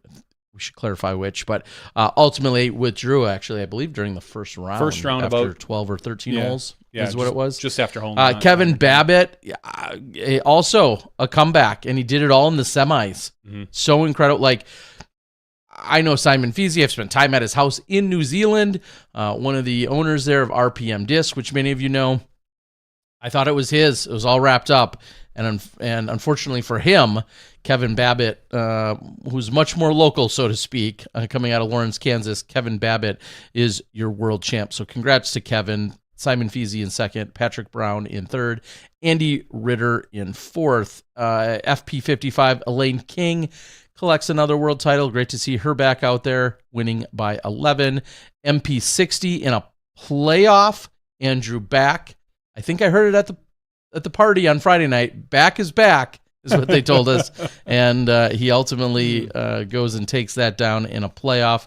Amy Schiller, who's got, what did they say, 17 world freestyle world titles? Really? But Amy Schiller takes it down. Congratulations to her. Bill Rowe takes it down in MP65. FP65, Lori Chloe's Koopa. Sorry, Lori. Takes it down. Harvey Brandt in a very... if there's one moment of legitimate disappointment in myself from this last week, it's that I did not get at least 9 holes of that divisional coverage, and I will kick myself. So next year I've got to be fully committed to that. That was not that we're going to sit and talk about MP70, but that was a really close battle. It was close, and just such incredible legends, including, I was there to interview Randy Beers, who finally last year got past Greenwell and has had such a hard time because he's had to go up against so many other legends in Dr. Rick Vokes and in Greenwell and all these people. He wins it last year.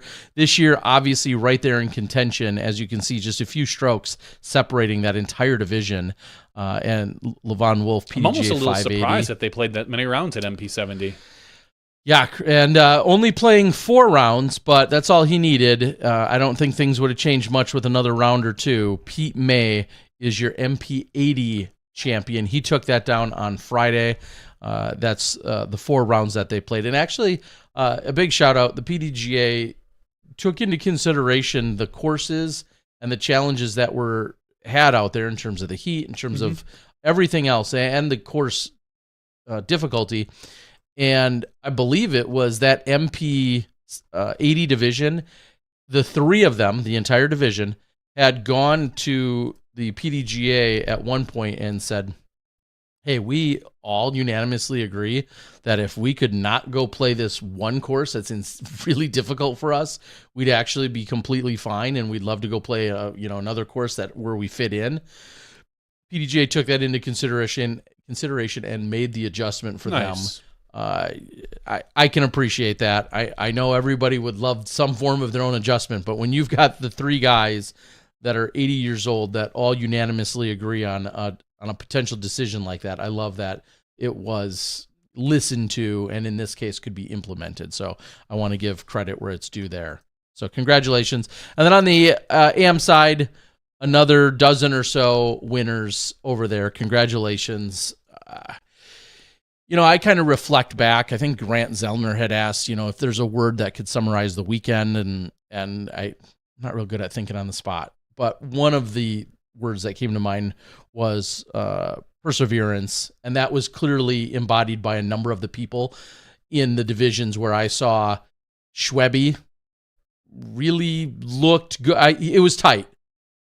Schwebe got off to a good start. Johnny McRae right there chipped away, got in front of him. I think of that MP70 division we were just talking about. It was all so tight throughout the entire week, and then to see our eventual champion come out on top. Like there's just a few of those scenarios where it was like, man, who's got this? Who can? And then at the last, in the last round or two, ultimately would pull out in front. I mean, we're not talking about the Owen scenario. We're not talking about the Joe Rovere scenario, but a lot of those other divisions, like. There's a couple of them I'm like, oh yeah, this is wrapped up, just to have things, go a different way in the last 27 holes, even though they looked Simon Feasy, I hate to pick on him, but the Simon Feasy battle with Kevin Babbitt, I think is a great example of that. This looked like Simon's almost all week. And then he gets to the semifinals and couldn't quite close it out, and Kevin Babbitt, perseveres and is right there and ready to go. So congratulations to all of them. And along that same thread, to the PDGA as well, who, it's as we talked with Joe, it's never easy to have to make certain decisions when, specifically in this case, weather happens. And I don't know if this is pointed out a lot, but shout out to Jackie Morris. We don't have a lot of women TDs, and very few at this level of event. She's been putting on some phenomenal events since Doug left, and I think maybe even before that, she was the tournament director at the DDO. So huge shout out to Jackie Morris for being able to put on an event like this. Yeah, and to follow that up, which is funny because I know you weren't necessarily at any point part of the conversation. Nope. Jackie Morris is technically only the second woman ever to be listed as a major TD. Second. I'm trying to think of who first would be. Major TD. I would have to think it maybe would be one of the women's events. That would make most sense. I don't know who that would be, though. Well, I don't want to mess it up, so I'm trying to double check because I know her first name. Okay. Her first name is Midge, and I believe it's Erkin. I feel so bad because I helped do a segment on this. Midge is her first name. Erkenbrecher. Thank you. Yeah, PDG number 3003. Yeah, she had. How'd you not know that, Terry? Well, I had to Google it. Quite honestly, I should have, considering some of the pieces we did this week. But Midge was the tournament director for the 1986 or 88 Cincinnati Worlds, or Worlds in Ohio. 1988. 88 is coming to me. I want to say 88. I apologize if I am screwing that up. Midge is no longer with us, but she was the first ever female TD of a major. And now there's also maybe Worlds. Excuse me, Worlds. There is a debate, and I see Sarah Nicholson is on the board. We had a very lengthy conversation about this Friday night, Sarah, that Becky Zalek. We all know Becky ran the Worlds in 2004. You and I were there. Yep. Hundreds of other people were there. Yep. If you go look as the TD on record for that specific event, the 2004 Worlds, it says DMCC, which is like the Des Moines Disc Golf Club, DMDGC. It lists as the TD is officially listed as the Des Moines Disc Golf Club, but everyone in our heart of hearts knows it was it in fact was basically Becky Zalek that was, running the ship, so to speak. Rebecca at USWDGC is what Sarah also says. I'm not familiar with. Is that Rebecca Duffy? Yeah, it would be Rebecca Duffy. Was she the tournament on record? TD on record? Out in Oregon a couple years ago. Well, it sounds like the stats department at the with the people that I talked to have some clarifications to make. I think I'll admit, I think it was reframed as, instead of just major, Worlds TD. And then there was, again, the conversation about Becky and Midge and so on and so forth. Nonetheless, it's a very, very small, like you said, a very small selective club of women that have been out in front in that most crucial role of being our tournament director. So round up all the accolades and then appropriately spread them out to all these amazing women. That's really the point. I didn't realize I was going to start this conversation, but I'm glad I did. It is pretty cool. And to see that Jackie obviously has, stepped into that role of tournament director, with the likes of, Rusko and Doug Bjerkis being brought in over at Dynamic Disc, and then having Jackie move from a coordinator, a volunteer coordinator, which is super crucial to the event, but moving from the coordinator into being the official TD on record, pretty cool. So nonetheless, yes, your accolades and your praise are warranted and correct. So Sarah Nicholson says, glad I finally stayed up for the show. Week after week, I just fall asleep on you guys. We moved it up an hour. Just for this you. year, just for you, Sarah. You're supposed to be awake for all of it and not admit that. Yes, Tim Court says 1988 Cincinnati. So, yes, Midge Erkenbrecher, PDGA 3003. So, with all that being said, and Joe somewhat touched on it. World's had a few challenges. We would be lying if we said that everything was 100% perfect. Again, I've been a TD. There's been a lot of TDs. There's a lot of experienced people out there. There's a lot of people to play in the event and to try and satisfy. I think what poses another big question is, does there need to be less players and more focus on these subgroups? And we'll use the example of, yes, it's awesome that all the masters are together, but as we know, having the courses and the resources and everything else that goes along with satisfying the FA65s and the MP40s and everything in between, just using a couple of bookends there, is a tall task. And that is of no rip on any organizing committee. That's just a tall task in general. You have to have, we're talking about 900 players, and there were 7 courses that were in play. That's a big ask of anyone. And then I think, Junior Worlds is split off, and we're going to see that in Tulsa as a separate major. We see obviously MPO and FPO. They continue to be split off. And then you have AM Worlds now, which is essentially, to my knowledge, just FA1 and MA1.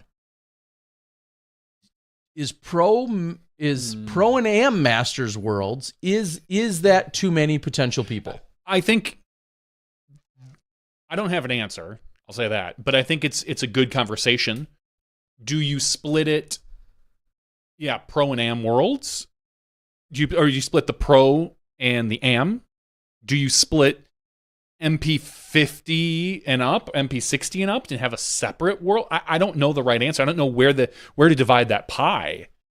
Do you just scale down the event? Because we already heard.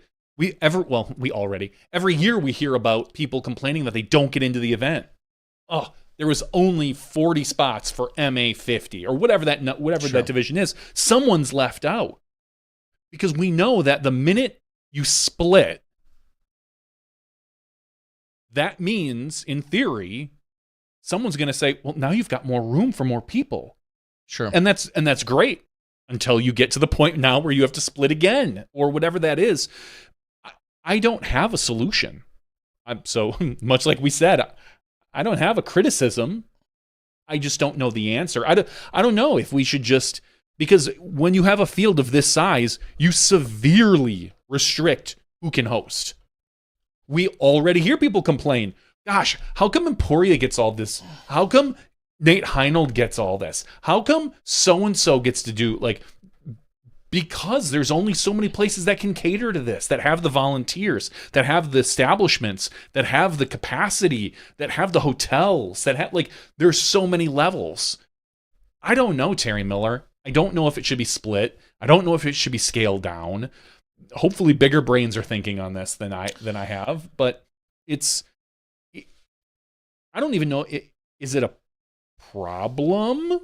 Well, I think there's part of this year's conversation at the Pro Am Masters Worlds is what divisions are playing which courses. Mm-hmm. And when you have just simply less divisions offered or in attendance, then you have more flexibility, presumably. Now, you're still going to need anywhere from 3 to 5 courses minimum to host a Worlds. I think that at this point is that particular thing is pretty easy for a lot of major areas in the country. Just if it's that number of courses. Especially if you're talking about, when you're talking about catering to particular divisions. Let's be real. The 3, we'll say even 3 to 4 courses that that, in my opinion, would be required to run an AM Masters Worlds should look nothing like the 3 to 4 courses that are required to run. We could host it here in Milwaukee. Exactly. There's plenty of places that, in theory, could host that.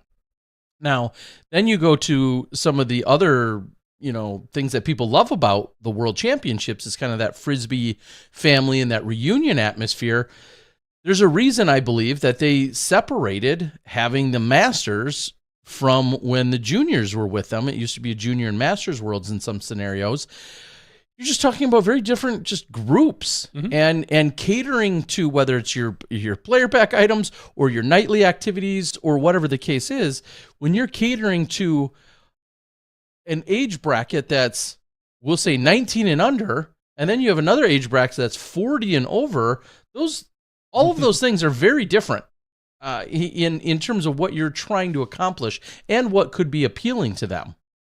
And all of it is very difficult. I don't envy any of those decisions, as we were just saying. I just wonder if you could split some of these up. Now, the PDGA or someone else or some TDs out there screaming right now saying, yeah, that's great. Go ahead and just make another, just like you always do when a tournament gets full and you say split the AMs and the pros up, make another weekend for the tournament. Don't get me wrong. That means you're now taking more resources, because instead of the week that was for this 900 players and making about this 1 week in Emporia, now let's just say it's 450 and 450. You're having a whole nother dedicated week where all the PDGA staff has to be, where everybody else has to be. If we're spitballing ideas. So it's not just that easy to say, we'll just add another week somewhere. There's only so many weeks in the freaking summer already. You again, spitballing ideas. You divide at like the age 50, because I feel like MA 50, MA 40, MP 50, FP 40. Anyway, the 40s and 50s, you can probably get away with similar courses, like with some adjustments. And then you only need like 3 courses, and you have your week. And go ahead, be ageist. I'm starting to get there. He's almost MA 50 eligible. Continue. We're rolling up there. I think if you were to split that off, you reduce the number of rounds. You make it a weekend. You make it a 4-round event. That's it. Kind of like Worlds. Maybe you have 3 in a final. And because we already know, I know it sucks, and I know the courses are shorter. Maybe you could get 2 rounds in a day if you wanted to keep it. Make it a little more old school style, But maybe you have it because these courses are shorter. But then again, they're shorter, but the people are also older. And so I don't know if they could take 2 rounds even at a 7,000-foot course in a day. I don't know that answer. And that would be something you'd have to talk to your players about. But if you were to split it, I'm just saying if, spitballing ideas, you maybe make it a long weekend, Thursday through Saturday or something along those lines, or Friday through Sunday. And they go play their event where they can play shorter courses in a different, and then you bring it. Now, does that take away, like you said, some of maybe the atmosphere that you have? Maybe. I don't know what was, again, I wasn't there this year. I don't know what was available, what type of parties there were, if it was one big player's part. There's all sorts of things to consider, but throwing ideas out there, that would be mine. If someone was asking. Yeah, that could be one particular angle as well, is just the overall amount of play that gets had. Here's, to me, an argument that just needs to stop, which is, oh my gosh, I don't believe they had it here at this time. That is, as we've said, the dumbest discussion, unless you're talking about the Sahara Desert or Death Valley. Because this weekend, you said what? It was hitting triple digits? Yeah, with heat index, obviously it can be humid in Kansas. It can be humid in a lot of places, but with heat index, it got up to a little over 100 degrees, which is very hot, clearly. Nobody's denying that.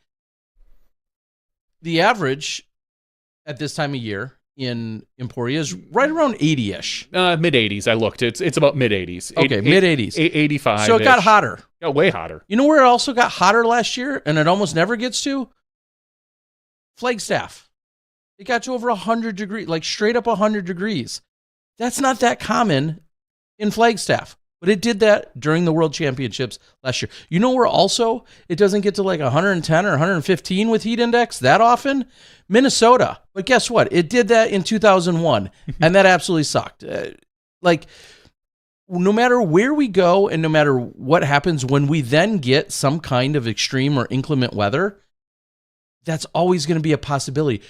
For the billionth effing time, I will tell you, it snowed in Las Vegas, people. It snowed in Las Vegas during an event.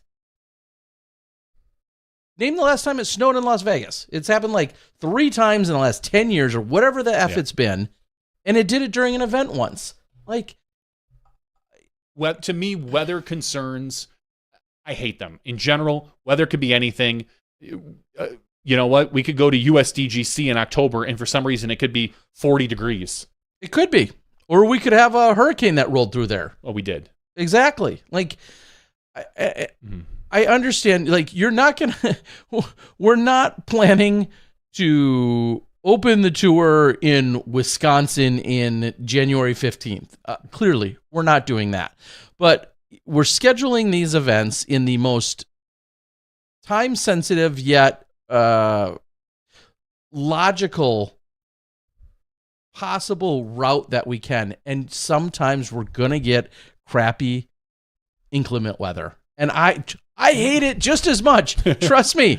Whether I'm reporting in it, whether I'm waiting for it, whether I'm recording in it, whatever the case might be, I hate it just as much as the next guy.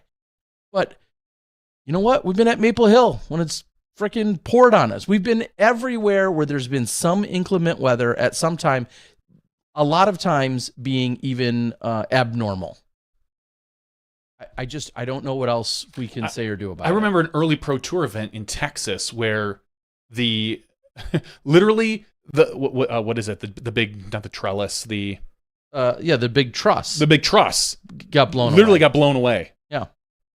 Yeah, that was the Nick Hyde in 2016, and we had to cut the round short. Oh, I don't believe we're playing here at this.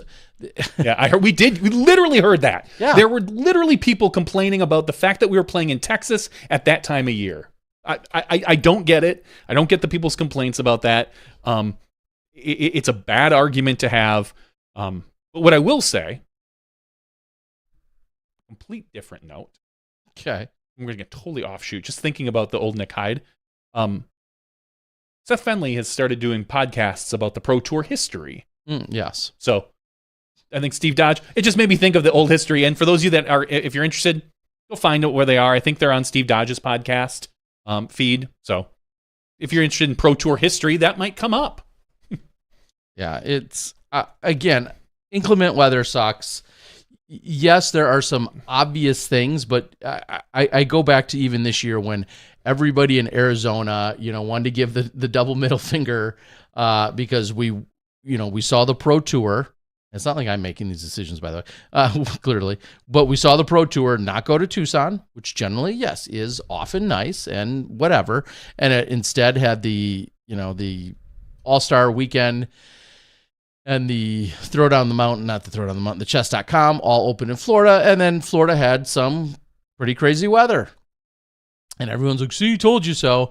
And then we move something somewhere else to some other time. And guess what? Crazy weather can happen there again. It's exhausting, but it's something as long as they're not scheduling an event in Wisconsin in January. I would say anytime before April.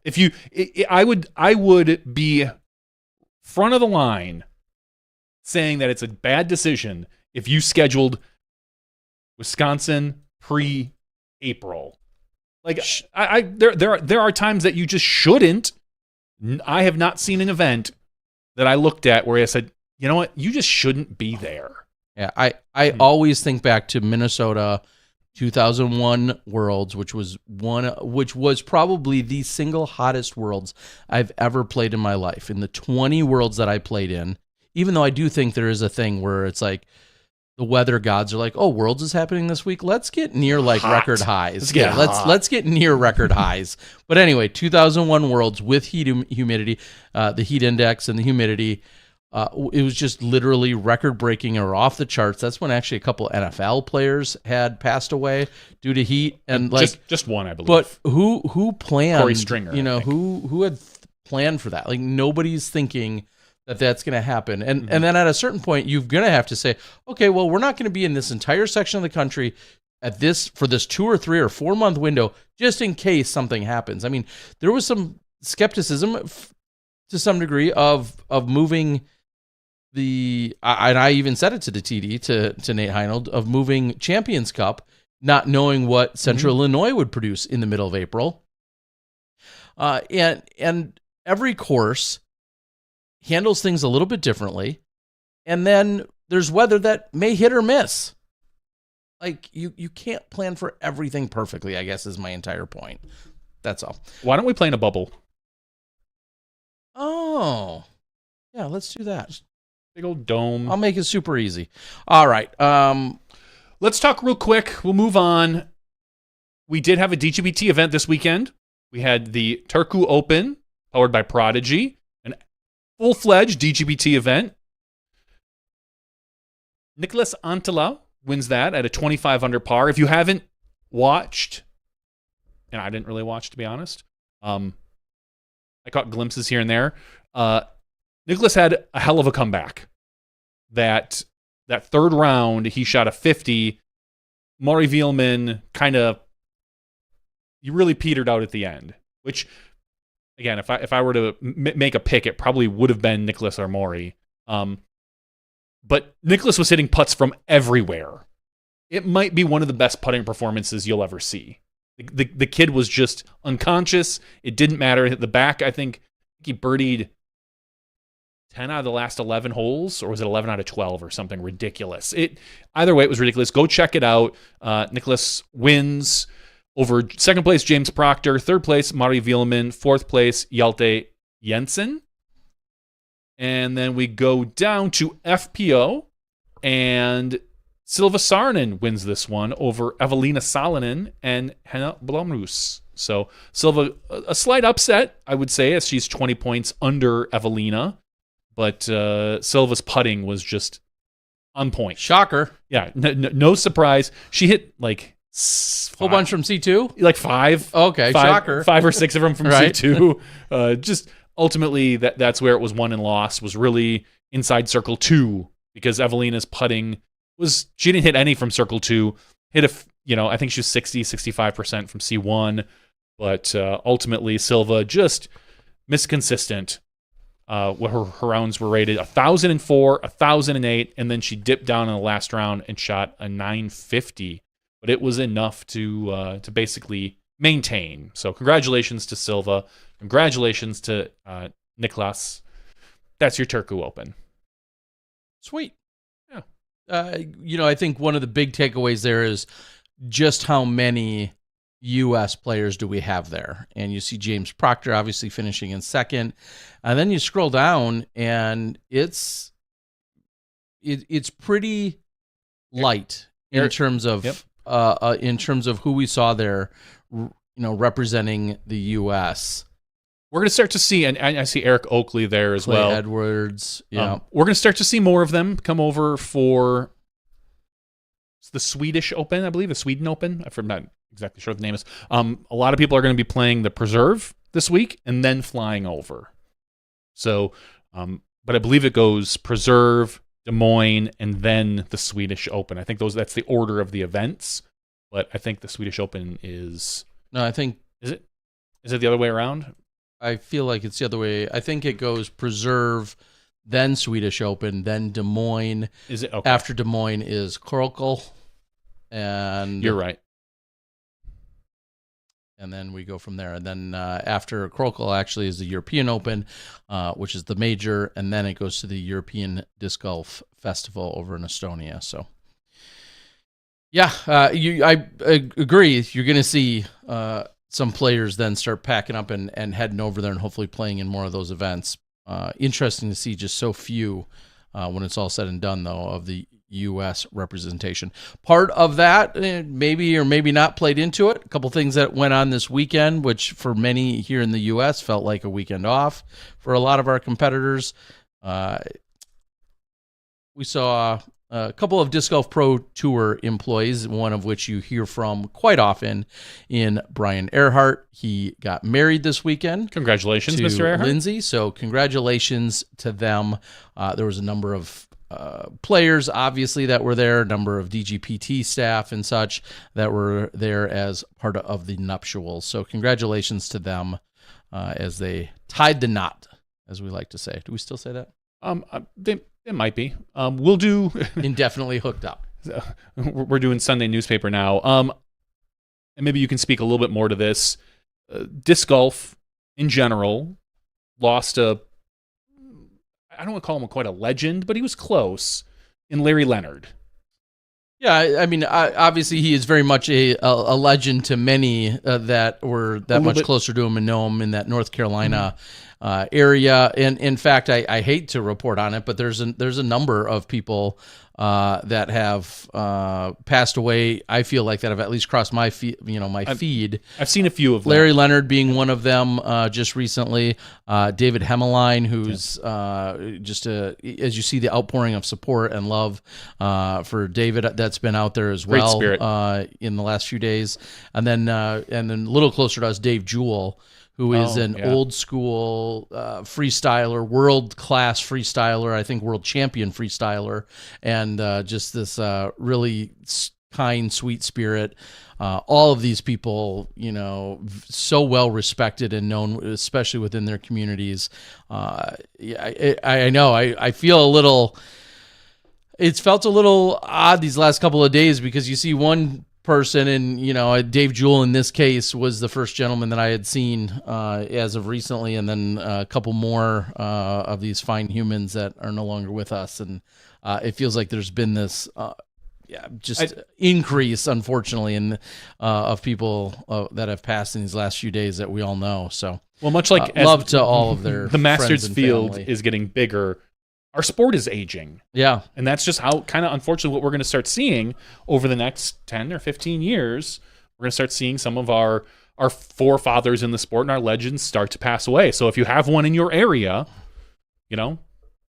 tug on their ear a little bit. And just get a good story out of one of them. Because they all have phenomenal stories from touring back in the day or playing local events or, competitions that they went to. Just or what the course looked like before the 9-3 redesign that it's had to get due to some city planning, because they probably designed your local course that you're out there playing, and they can tell you exactly why it looks that way and how there used to be, this hole used to be in someone's backyard, or they had to move it because someone's backyard is there. All part of our overall Frisbee family. So certainly a loss to the community for all three of those gentlemen. And I'm sure there's been others as well, but I knew all three of those gentlemen in some capacity, and certainly a loss. All right. I'm trying to look at any other news that jumped out as, that seems like the big news. We'll go a little quicker on this one. As I posted on Twitter, I said, things I didn't see coming for 1,000, Alex, would include Kevin Jones making an announcement that he is no longer with Prodigy, that him and Prodigy are parting ways. That's quite a crazy mid-season change. Like, if you would have told me at the end of this season something happened, sure, I'd have been like, all right, whatever. And even though was he under contract for one more year? At least. Yeah, I know he had at least one more year. I have to look it up on Ultra World. I know it was at least one more year. And let's be... I think that is maybe the most telling component of all of this, is that it's mid-season, and that's just considered pretty rare even within our small sport with a very limited sample size of the last decade or so. A mid-season departure is just simply uncommon. Yeah. I can make no other significant inference of it. It's just very uncommon. It seems like it had to be mutual, right? Like at mid-season, because... unless what would be crazy would be that Prodigy had some sort of out with Kevin, just because Kevin hasn't been playing so hot this year.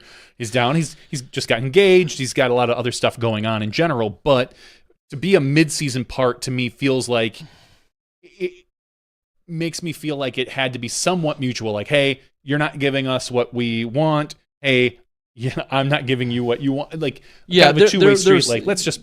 Yeah, whether it's a maybe some kind of a departure or buyout or something, or a release or whatever. And I think it's especially telling because we've seen other players try to leave Prodigy specifically that Prodigy wanted to hold on to, and it became a conversation. Obviously, Gannon comes to mind, but it was really the same with Paige Pierce. Yeah. And Paige Pierce was under contract, and she also, made it very apparent and very public that she wanted out. And at the time, Prodigy was in a position of saying, no, we want to hold on to what we have in terms of your contract. So mid-season, I think is, if there's a story, it's just the fact that it's there, and there is mid-season. Yeah, and we don't know. I don't know what it is, but there is some story behind there. I would love to be able to get some of the behind-the-scenes tea at some point, but I don't know if that'll ever happen. Yeah. What I do think is, if I'm Prodigy, I look at Ezra and Isaac now, and I look at securing them. They seem to be, I think Isaac's contract is up at the end of this year. I don't know about Ezra, but and not that they have to be a pair. It's just they're the two top players. They happen to be brothers. If I'm Prodigy, I'm looking at making those two happy. Like that to me feels like that is their future. Get that under contract with however that is. Like if that is an option, you do that. Yeah. So we'll see. Speaking of Prodigy and the future, Will Schusterick and his wife, Trish, welcoming a daughter into the world today. I didn't even know that. I haven't checked the socials recently. So congratulations, Will. Congrats to them as their family expands. So super happy. All right, yeah, that is all on that note. I'm sure more details will come out at some point, and there'll probably be a lot of details that never come out. Yep. KJ has Prodigy, as someone says on the board. KJ signed an NDA, so he literally legally cannot discuss it. Not to say that it doesn't come out. There's lots of things that behind the scenes people hear about and find out, but he legally cannot speak of it publicly to anybody because of the NDA. If that's the case. No, it is the case. I know Ultraworld had said that they reached out and KJ said, I can't talk about it. I signed an NDA. Oh, okay. And so that is officially a thing. So like you said, my guess, he can't talk about some sort of buyout. And that there's something will happen between. Do you think we'll see him with another manufacturer or major sponsor this year? This year, yeah. Well, he's already sponsored by OTB. Yeah, he's on their team. I think, and based on just some posts that OTB made, like, something about the future being bright or the next step, I'm thinking that OTB might take a bigger investment in him. Sure. But I don't think he'll sign with another disc manufacturer this year. Next year, maybe. Whatever it is, and we're talking straight stats and contract. Kevin hasn't played his best golf this year. He didn't play great golf last year. It's been a year and a half since Kevin was really, he's popped up in top 10s, but since he's been truly relevant in the conversation. The demand right now for disc golf in general is down. Manufacturers aren't pumping out the contracts. I don't know what Kevin's future looks like. I think he could sign on to probably most manufacturers. I don't know. Again, this isn't a swipe at Kevin. I don't know if he would qualify for one of the top tier teams right now. Like, just based on his play. How would you look at, like, we'll just say Discraft's top team, Anova's top team, and say Kevin Jones belongs there at this point in his, like, right now? I think if Kevin has a strong finish to the season, it's a whole different conversation. But as of right now, that's a tough call for any manufacturer. What I think will be really interesting to see along those lines is, will there be any other different manufacturers discs in his bag? Is he going back to the Jokery? Funny enough, I saw how his name is Kai from Pro Discus say something along the lines of like, hey, I didn't get my call yet, because maybe there was some kind of long-standing joke of like, hey, if you ever want to come back. So I can't speak to any of that, but it would be interesting if maybe it'll be more telling when we see him at his very first event after this announcement.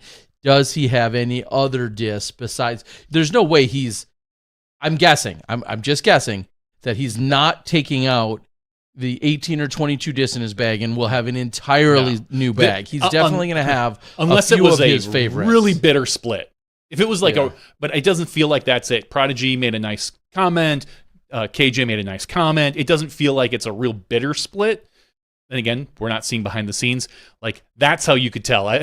Maybe that's a good gauge. Look at the percentage of discs still in his bag, and you can see how amicable that split was. Yeah. It was an 80% amicable, 50% amicable, or is he just playing now with his reverb? I don't know. I'm not. That's something that we'll find out.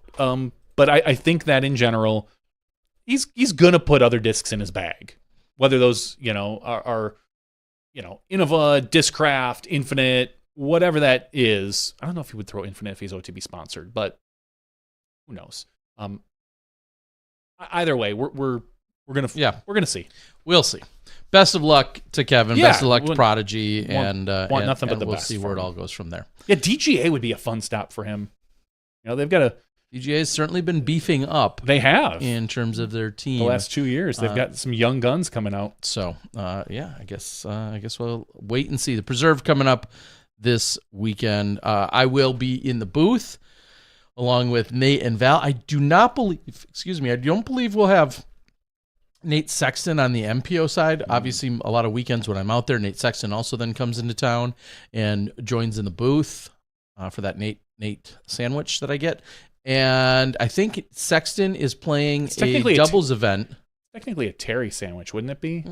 I don't know. Because the sandwich is the thing that's in the middle. Is a hot dog a sandwich? I don't know. But if you have a peanut butter sandwich, peanut butter's in the middle, and then you got the two on the outside. So true. It would be a Terry sandwich. Unless I don't know where this is going, but so I think Sexton and his brother Colin will be playing in a doubles event. So he will unsanctioned doubles event. So it's one of Oregon's most acclaimed title to go after, or I don't know. Okay. Yeah. So I think it's gonna be me, Nate, and Val. Without Brian Earhart, because I believe Brian Earhart is doing the honeymoon thing. So I don't know what the team looks like, but we'll have live disc golf, and a few changes have been made at the Preserve, from what I have heard. Well, we got new owner this year now. Besides that, gotta go, gotta throw, right? Yep. They're the new owners. So Charlie. Yep. So I would assume Couple there'd holes be have changed some slightly. changes. Yeah. So, all right, we're gonna close out the regular show, and do then it. we'll probably have a light after show. But big shout out and thanks to all of the people that I got to interact with, whether it was at the block party or on any given night or at a Radius or wherever. It didn't matter. Big thanks, and what an awesome week to be at a World Championships.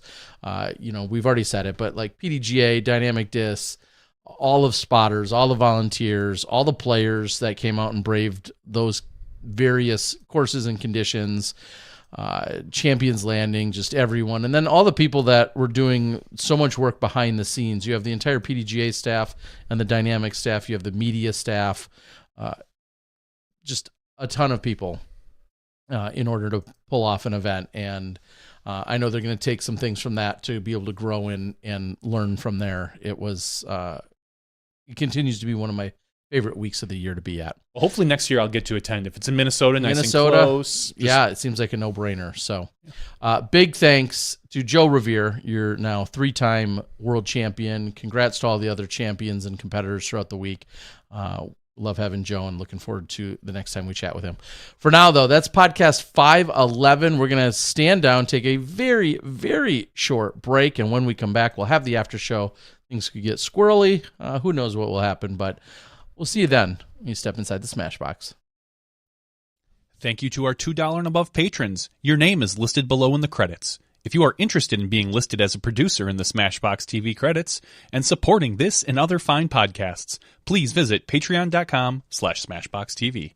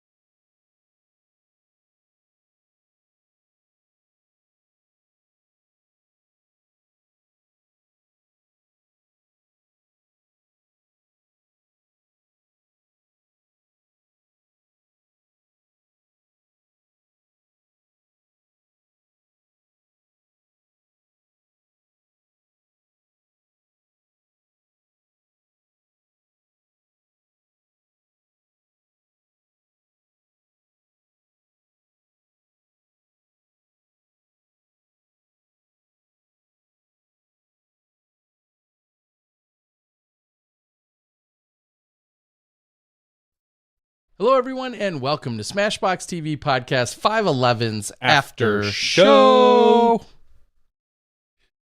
Jerry, do you know who won the NBA Finals?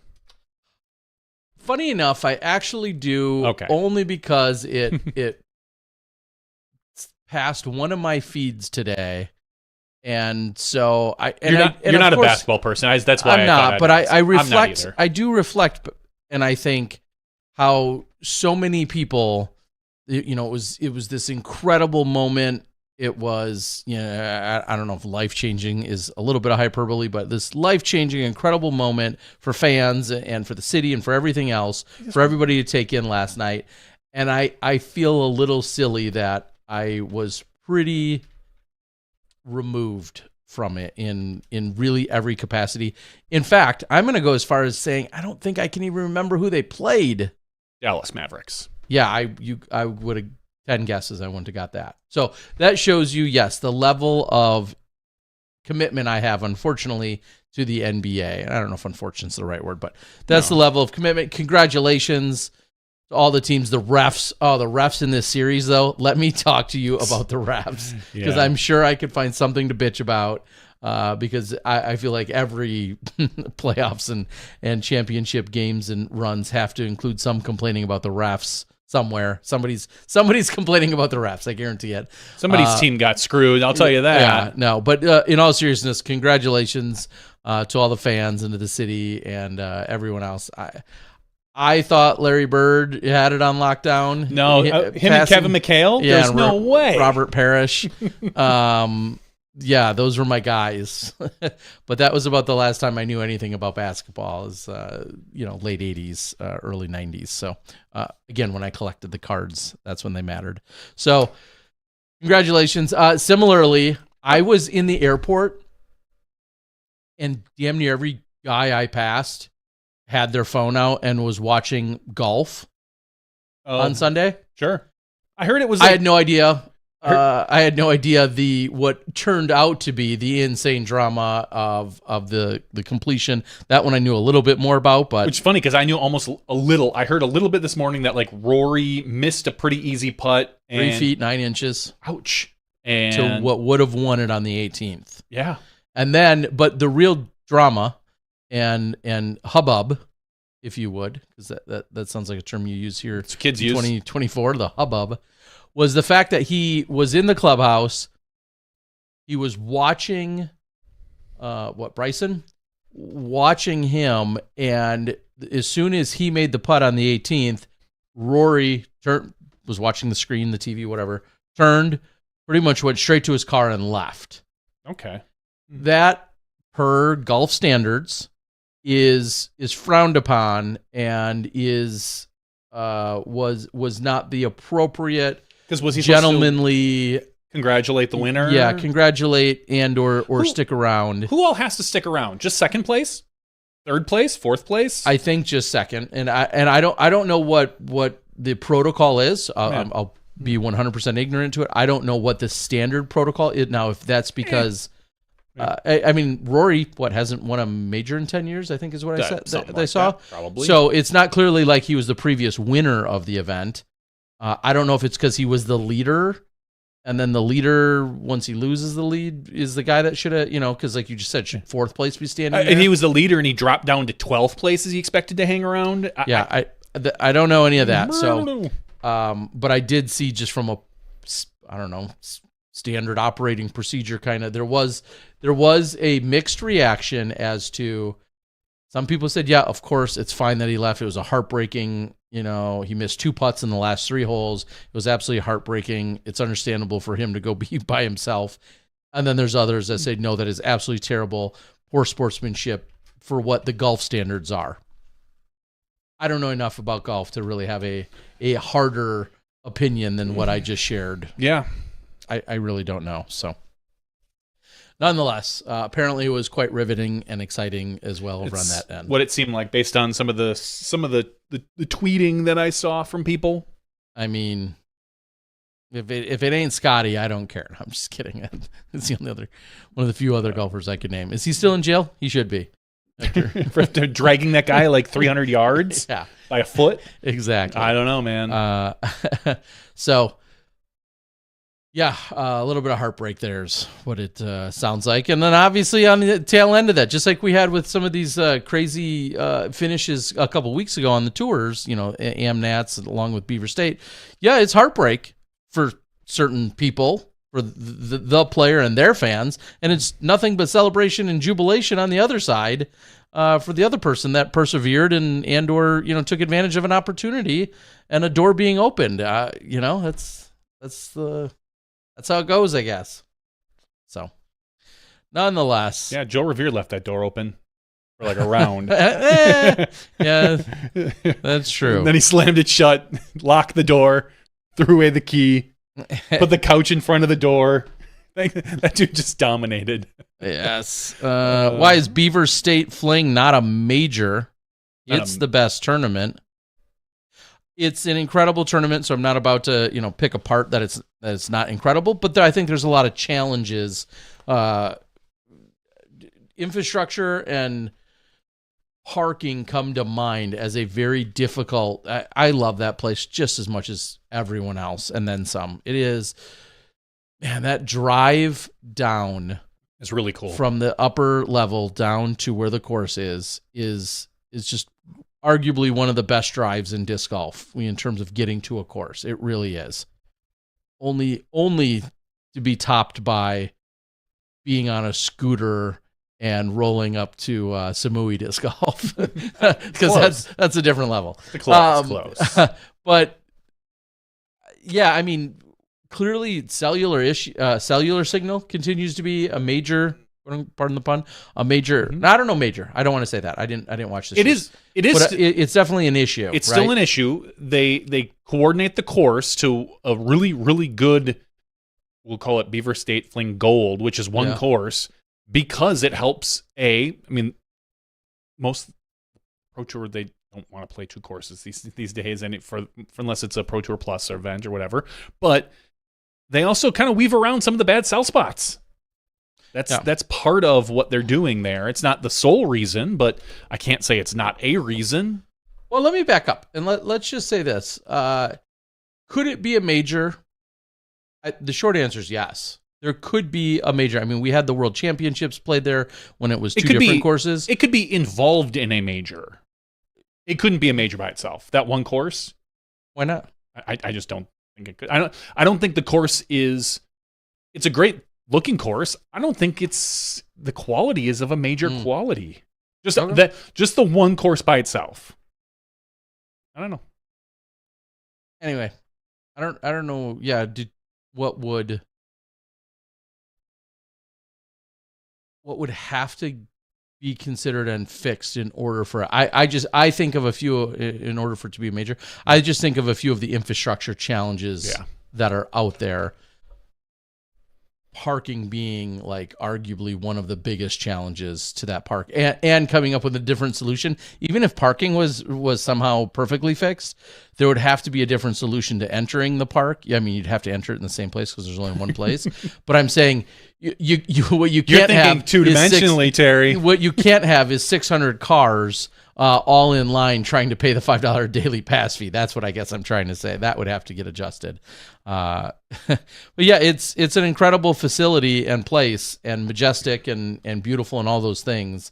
When I buy 10 drones and they bring me and they fly Let me back up and also say that means somebody would also want to have a major there and be in charge of that. That's usually the bigger question. All right. Earlier, some people were talking about where Kevin might go. Yep, that's a who knows. I know that's going to be a continued conversation piece for everyone out there. Carney says PDX Open, as in Portland Open and Beaver State Fling, should merge the 2 rounds. Glendoveer 2 rounds. Milo. I mean, if you were going to do again DGPT Plus, that would be the ideal situation. You have 2 at Glendoveer, whether you pick East or West, or you make a combination, and then you do 2 at Milo. Yeah, that could be a really cool event. Now, do the people who run Beaver State want to give up some power to the people who run PDX? Open, yeah. There could be some some issues with that. I'll just say, I was gonna say some banging some heads, but I don't know if that would really come down to that. But in general, I mean, there's different things. People have events that they hold sacred. Could we see a return of a World Championships? I think is the question, to the Portland area. Hell yeah. And the answer is absolutely. Whether that's a Glendoveer, or I know we saw the FPO competitors play Pier Park back in 2014, but you're talking about various options at Milo, and then you're talking about having access to Glendoveer, and I'm not sure there's any interest to necessarily go there for the tournament or not, but then you're talking about having Blue Lake as well, which of course we played the first Portland Open at a few years ago, and we also played the 2014 World Championships at Blue Lake. So Blue Lake, if in some capacity, a SmashBoxx challenge. And a SmashBoxx, yeah. What did we call those? I forget. It wasn't a challenge. That. It wasn't a showdown. Anyway, it was similar to a. It wasn't quite like a predated OTB skins, but it had a casual vibe with some of the best handpicked players of the time, where we went out and played and broadcast a live round. So it was an OTB skins match vibe, but they played stroke play instead of skins, but yet very casual. I think it was for like $500. Yeah. It wasn't much. We didn't have much back then. Climo, Macbeth, Stevie, Rico, and Yuli or Doss or both. I'd have to go look. It's one of the first videos early on in SmashBoxx's history on our channel. Yeah. With a single camera. Yeah, I'm sure it's brutal. It's I went back and looked at it like 3 years ago. It's dated, to put it mildly. If you wanted to, if there was a criticism of the disc golf back then of, all we do is watch people walk down fairways, this was it. Yeah, like you want to. Yeah, we had no. We had no other. We had There's no options. There was one commercial or two commercials in all of disc golf, and they got played 1 million times because there was only 2 that existed. Yeah, those were the days. Anyway, all right. So you're a big Boston fan. Is that what you're trying to tell me? No, not at all. I'm happy for for Drew Holiday, who went there, who left the Bucks and got another ring. He got one with the Bucks, and he went there. But other than that, I don't really like Boston. So. Just these ring chasers out there. I'll just pass on the word. PDGA just made a post. See you in North Carolina. Registration for the 2024 PDGA Tim Selinsky U.S. Masters Disc Golf Championship opens at 8 p.m. Eastern on Wednesday, June 19th. So tomorrow, depending if you're watching this, it's June 19th at 8 p.m. Eastern is when the registration opens for the Tim Selinsky, of course, a Masters age-protected major. And as it says, you'll be contested in Cary, North Carolina. Jason Philbeck of the Greater Raleigh Sports Alliance worked with Jay Pontier, president of the Capital Area Disc League, to produce this proposal, so on and so forth. So best of luck to everyone. Get yourself signed up. Sounds fun. Yeah. I don't know if there was a lot. Well, I mean, I had all my own stories, but I don't know if there's a lot going on otherwise. I mean, it's interesting to have a Turku Open, and then, like, I know we kind of already touched on it, but like just to have it happening, have a couple of U.S. players over there, but largely a European contingency. Way large European contingency. And it does feel like, at least here, I'm going to use the pun, that it's kind of slept on, the Turku Open. It was, from what I saw, and again, I'm just as guilty. I didn't get a chance to watch like any of the FPO because it starts up at like 2:30 in the morning, and by the time it's Terry time, not Johnny time. By the time I wake up, it's done. I caught little bits of the MPO when I was able to kind of just toss it on TV, but I didn't hang around the TV much this weekend. So, a combination of Father's Day and just being off hours, it's just one of those things, and it kind of felt like an off week. And that's no disrespect to Turku. I'm sure they put on a phenomenal event, but It's hard. Was it last week already? So if it wasn't, I'm going to say it again. Or if it was, sorry. Macy Valadiaz also bringing a little one into the world. So congratulations to her and her husband. Yep. Was that? I'm trying to remember if that was already a week ago or not. It might have been right after our podcast. It might have been last Wednesday. Yeah, I don't recall. So regardless, either way, well wishes can happen at any point. But yeah, congrats to her and Jamie. I was going to look for the date. Doesn't matter. Right. What matters so is she'll be at the everyone's preserve? happy and healthy. Yeah, She's going to play come on, Macy. We'll see you at the preserve. You got Jamie to take care of him, you know? Yeah.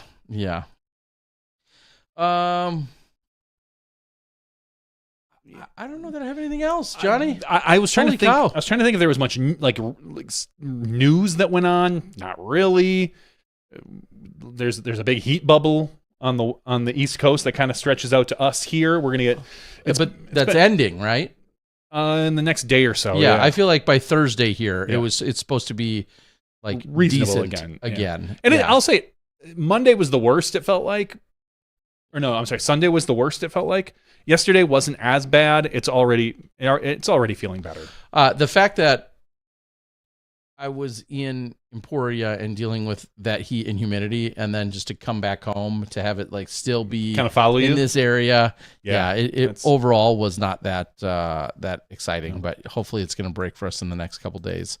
What about Whistler's Bend for a big tournament? I can't speak to that, but thank you. That's where the doubles is taking place this weekend. That I was alluding to earlier, talking about Nate Sexton and his brother. Carney says new time rule that is proposed is the 60-second extra time, 2 per round. We kind of talked about this. We touched on this last week, didn't we? I don't remember if we did, but I don't know if we touched on the timeouts, but we did. We definitely did. Okay. But go ahead. I was just going to say, it'll be interesting to see. Yeah, we did, because I remember saying, will this embolden more players to call time violations, knowing that you have a potential timeout?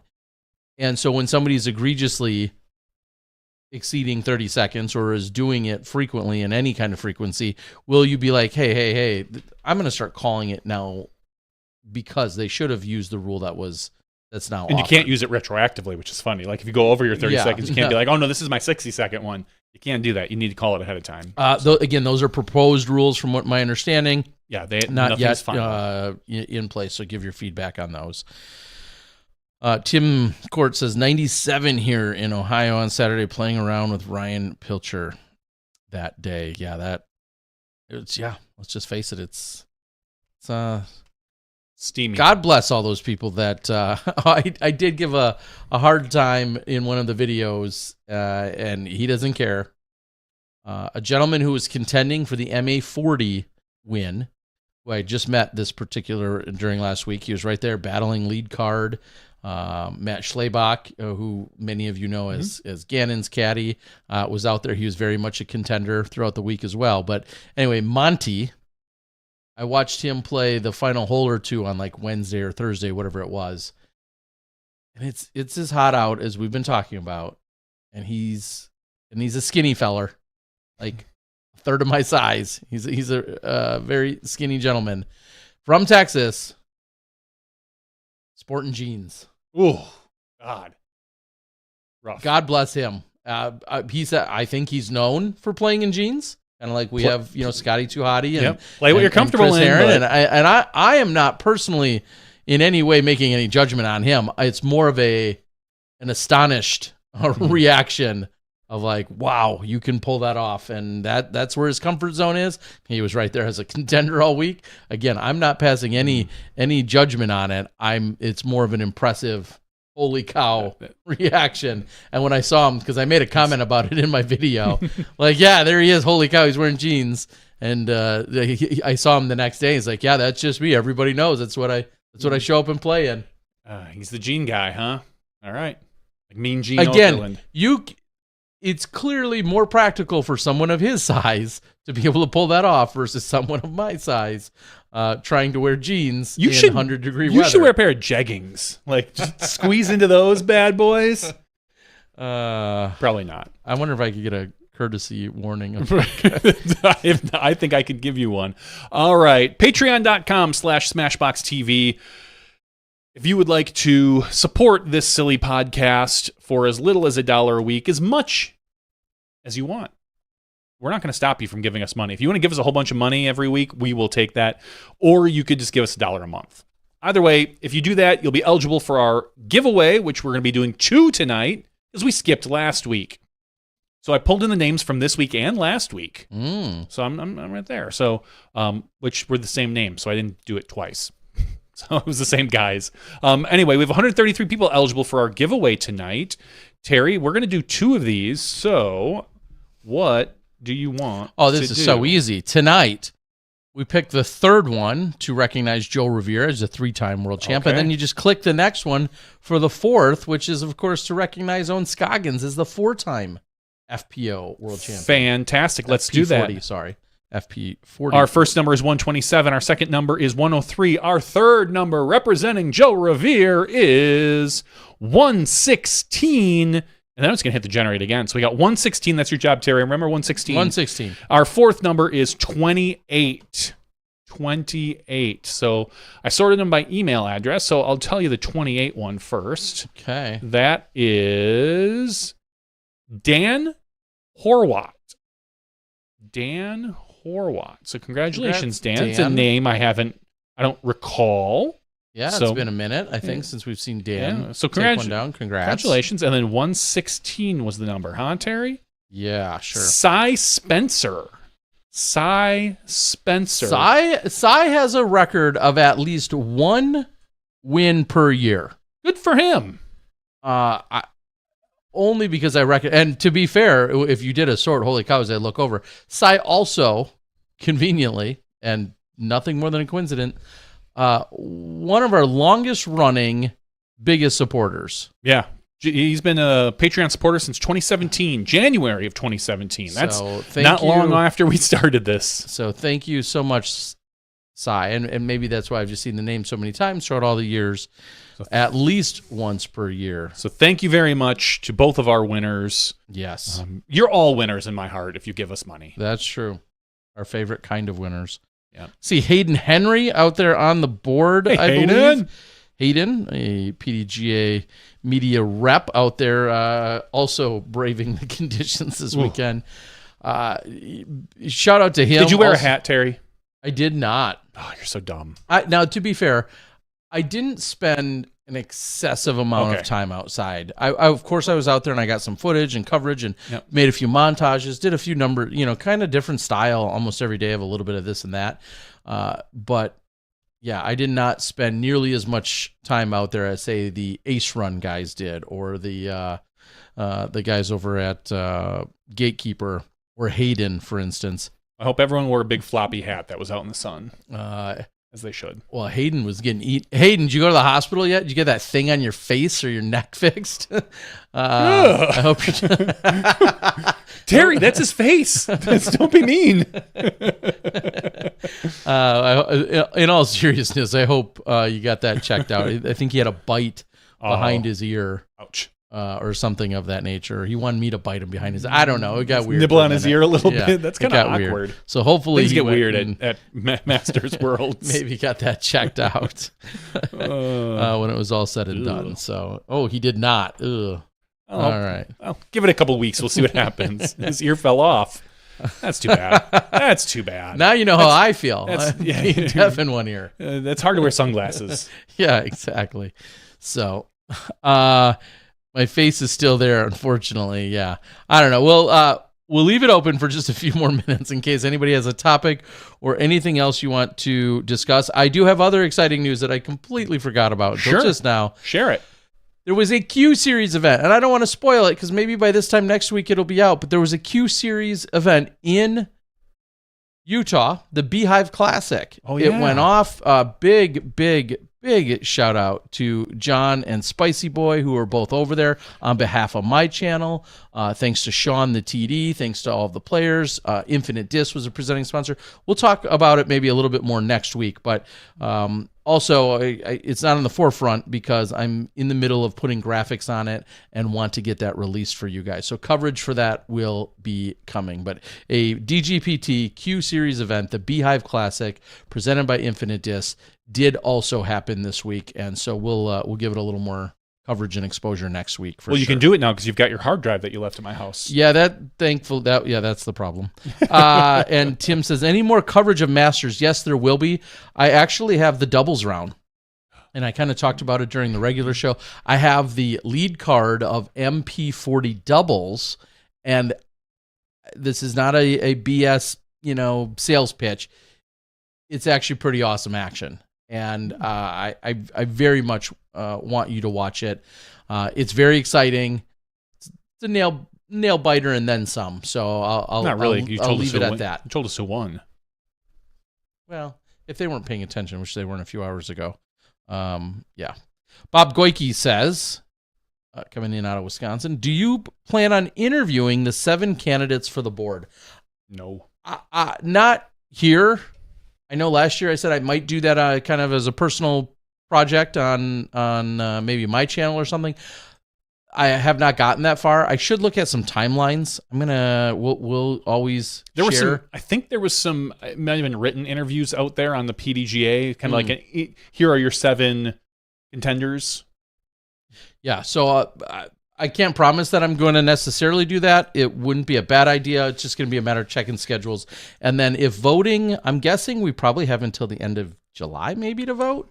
That's just a guess. Interview them, hold their feet to the fire, or is Terry. it the end of June? I don't know. Did we get things might get really busy for me if I'm international for a few weeks. So if that ends up happening, then I will not. I would not be able to commit the time to that probably. So yeah, more Masters coverage is going to come out, and I'd like to get a few of the interviews and kind of final shots that were released. I'd like to get those out as well. So, yeah. All right, everyone. Kind of a short after show.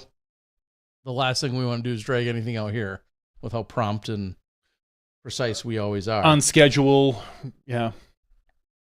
Okay, Hayden says voting opens July 1st. I was going to say, I didn't see my thing yet. But yeah, so that probably means it'll go to the end of July, if I had to guess. Someone says, board candidates should be reaching out to you, not vice versa. Well, yeah, I mean... It depends. Like, did PDGA Radio do an interview with them? Are like, they going to? Then there's really no reason. Because the last thing I really want out of our PDGA election is it to become like a drawn-out political election where people are reaching out like, oh, let me get my story out there. I just want to know your platform. One podcast I think is good for, as long as it's, like the PDGA one for all the people. I don't want someone on here trying to sell me their thing. That you should.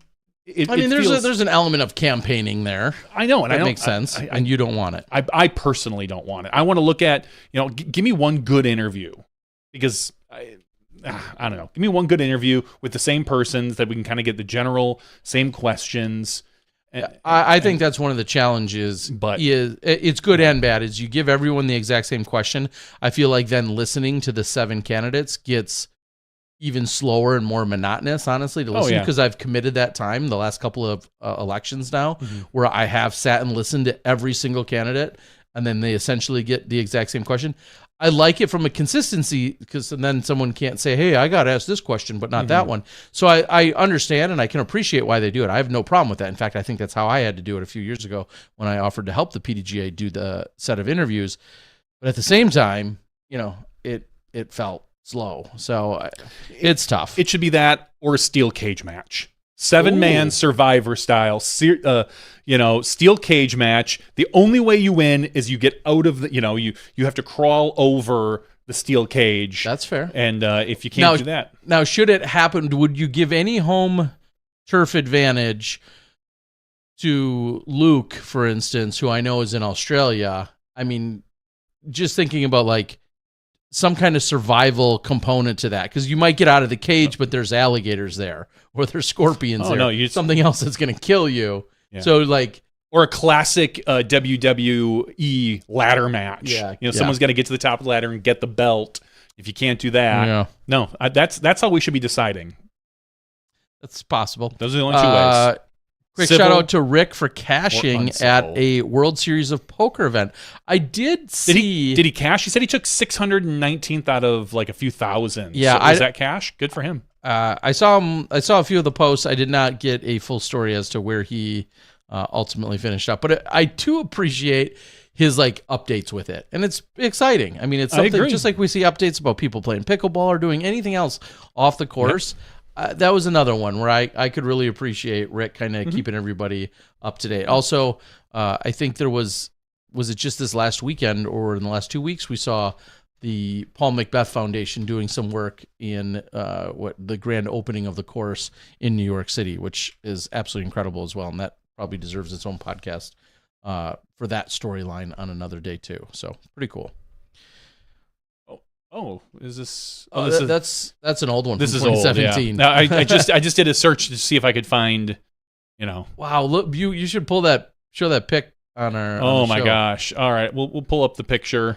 This is an old 2017 World Series of Poker picture for Ricky Wysocki. Good old Rick Leads the final 13 into day 2. Yeah, November 14th, 2017. So, needless to say, it's pretty clear that Rick's He's a serious yeah, about this. yeah, He enjoys doing it. So, kind of cool to see. I'm trying to think of where we saw what his post. It was on Twitter. Okay, It was definitely on Twitter. Yeah, it's definitely on Twitter. Yeah, definitely on Twitter. Definitely on X. Yeah, it's definitely X. All right. With that, we're going to call it. You don't see it. Thank you for joining us. Thanks to all the Smashies. I got to meet a bunch of you again, and the people that say, hey, I listen to you all the time, or we tune in, or we tune you out, whatever the case is. It was great to have so many incredible interactions out there this last weekend. I had a few Smashbox shirts that people grabbed and picked up that have been sitting around for inventory for a while, and some people grabbed a hold of those. Appreciate all of you for doing such. Congrats once again to all of our champions. And Ricky Wysocki did cash. He took 669th, cashing $3,384. I believe it was a $1,500 buy-in. Okay. I mean, doubling your money, I'll take that bet any day. Right? For Johnny V, I'm the Disc Golf Guy. That's podcast 511. Next week, we'll be talking about the preserve and how things all went down, and who knows what else will be in the mix. But we'll see you then for podcast 512. You step inside the Smashbox.